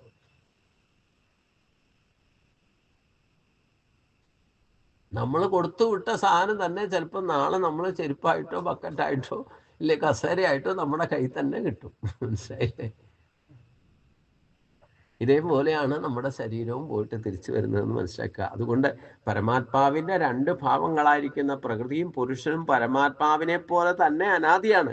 പ്രകൃതി കാര്യമാണ്. ശരീരം എന്നതിനാൽ വികാരങ്ങളും ഗുണങ്ങളും എല്ലാം പ്രകൃതിയിൽ നിന്ന് തന്നെ ഉണ്ടായിട്ടുള്ളതാണ്. നമുക്ക് ഓരോ പ്രാവശ്യം ഈ ശരീരം പ്രകൃതി വസ്തുക്കളെ ചേർത്തിട്ട് നമുക്ക് ശരീരം ഉണ്ടാക്കി തരുമ്പോഴും ആ പ്രകൃതി വസ്തുക്കളും ഭഗവാനിൽ നിന്നുണ്ടായിട്ടുള്ളതാണ്. അത് ഭഗവാന്റെ ശക്തിയാകുന്ന ജീവാത്മാവിനോട് ചേരുമ്പോൾ ഉണ്ടാകുന്ന വികാരങ്ങളും സ്വഭാവങ്ങളും വ്യത്യസ്തമായ ഭാവങ്ങളും അതും ഒന്നിൽ നിന്നുണ്ടായിട്ടുള്ളതാണ്. ഇതിനൊക്കെ കാരണം പുരുഷനാണ്. പുരുഷനോടൊപ്പം പ്രകൃതി ചേർന്നാൽ ഇതൊക്കെ വീണ്ടും പ്രൊഡക്ഷൻ ആകും. രണ്ടും സത്യത്തിൽ അനാദിയാണ്. കുറച്ചു കാലത്തേക്ക് മറഞ്ഞു പോകുന്നു, വീണ്ടും പ്രത്യക്ഷമാകും. കാര്യകാരണ കർത്തൃത്വേ ഹേതുർ പ്രകൃതിരുച്യതേ പുരുഷ സുഖദുഃഖാനാം ഭോക്തൃത്വ ഹേതുരുച്യതേ.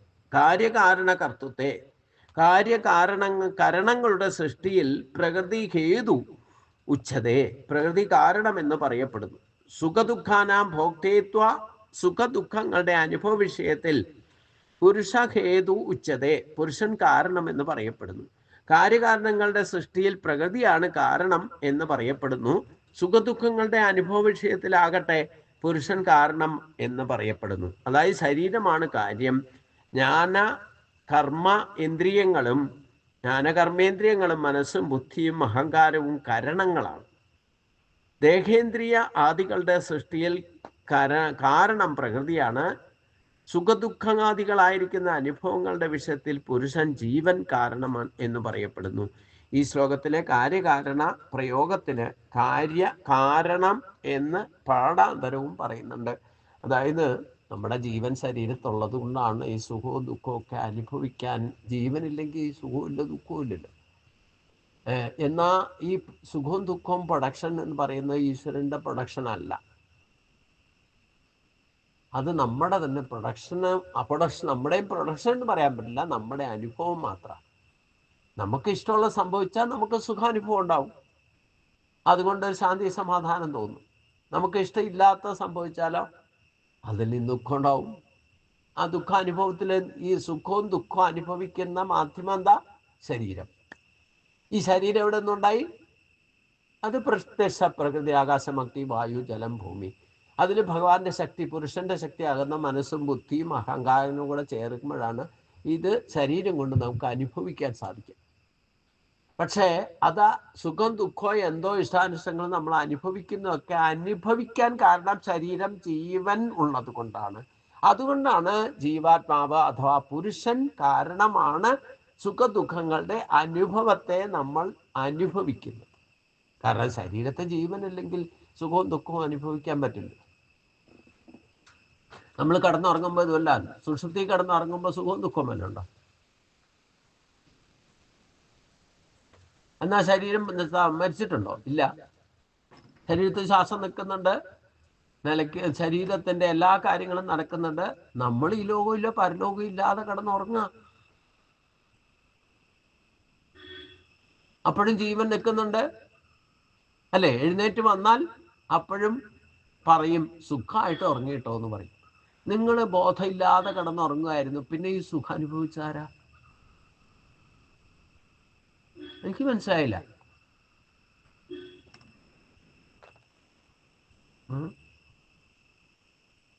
ദുഃഖമായിട്ട് കിടന്നുറങ്ങിയെന്ന് ആരെങ്കിലും പറയാനുണ്ടോ?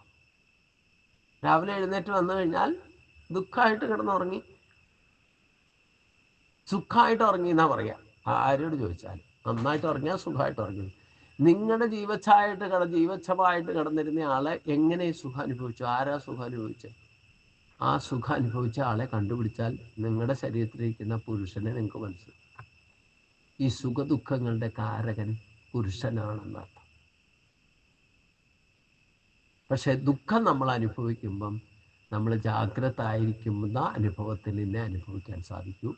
ഇല്ലെങ്കിൽ ചിലപ്പം ഈ ചില സ്വപ്നമൊക്കെ കണ്ടിട്ട് ചിലപ്പോൾ ദുഃഖിക്കുമോ, വിളിച്ചു പറഞ്ഞ് കരയുകയൊക്കെ ചെയ്യും അല്ലേ?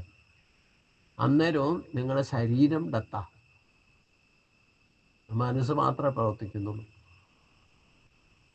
ഞാൻ രാത്രിയിൽ ഒരു സ്വപ്നം കണ്ടു, ആ സ്വപ്നത്തിൽ ഇരുന്ന് ദുഃഖിച്ചു കരഞ്ഞുകൊണ്ടിരുന്നു. നിങ്ങൾ ഉണർന്നു വന്നാൽ അത് പറഞ്ഞിട്ട് ദുഃഖിച്ചിരിക്കാറില്ല. പറയും ചിലപ്പം എന്തോ ദുസ്വപ്നം കണ്ടു എന്നാ പറയാ അല്ലേ? അന്നേരം ആ സ്വപ്നത്തേക്ക് നിങ്ങൾ ദുഃഖിച്ച് ചിലപ്പോൾ ഉറക്കം വിളിച്ച് കരഞ്ഞതൊക്കെ എഴുന്നേറ്റ് വന്നിട്ട് ചെയ്യാറുണ്ടോ? അന്നേരം സ്വപ്നം കണ്ടു എന്നാ പറയാ, ദുഃഖമായിട്ട് ഉറങ്ങിയെന്ന് പറയില്ല. ഓ, അത് ഒറ്റ കാര്യത്തിലേ ഉള്ളൂ, ഞാൻ സുഖമായിട്ട് ഉറങ്ങിയെന്ന് പറയും.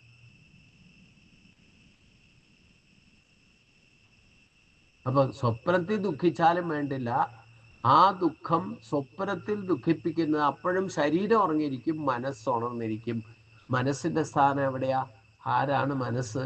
എന്താണ് മനസ്സ്? സ്ഥാനേ ഹൃഷികേശോ തവ പ്രകീർത്തിയ എന്ന് അർജുനൻ പറഞ്ഞത് ഓർമ്മിക്കണം.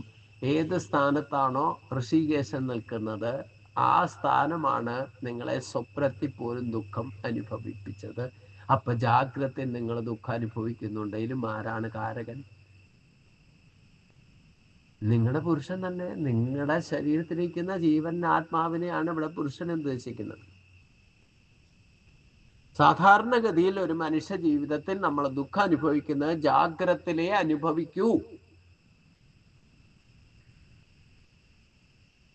ഉറക്കത്തിൽ അനുഭവിക്കാൻ സാധിക്കുന്ന സുഖം മാത്രമേ ഉള്ളൂ. ആ സുഖമാണ് ആത്മസുഖം. അതാണ് ആത്മശാന്തി എന്ന് പറയുന്നത്. നിങ്ങൾ ജാഗ്രതയിലും ഈ സുഖം അനുഭവിക്കുന്നതാണ് സമാധി എന്ന് പറയുന്നത്.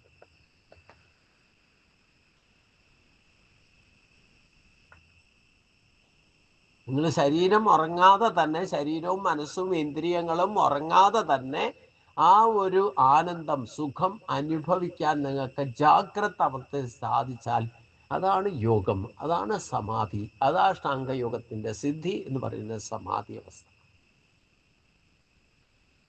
ഇത് ശരീരം കൊണ്ട് സാധിക്കേണ്ടതാണ്. അതിനും കാരണം പുരുഷൻ തന്നെ. അതായത് നമ്മുടെ ശരീരത്തിന്റെ എല്ലാ ആക്ഷൻസും നമ്മൾ നിർത്തിയിട്ട് ആത്മബോധത്തിൽ ആത്മസുഖം അനുഭവിച്ചുകൊണ്ടിരിക്കുന്ന അവസ്ഥയാണ് സുഖമായിട്ട് ഉറങ്ങി എന്ന് പറയുന്ന അവസ്ഥ.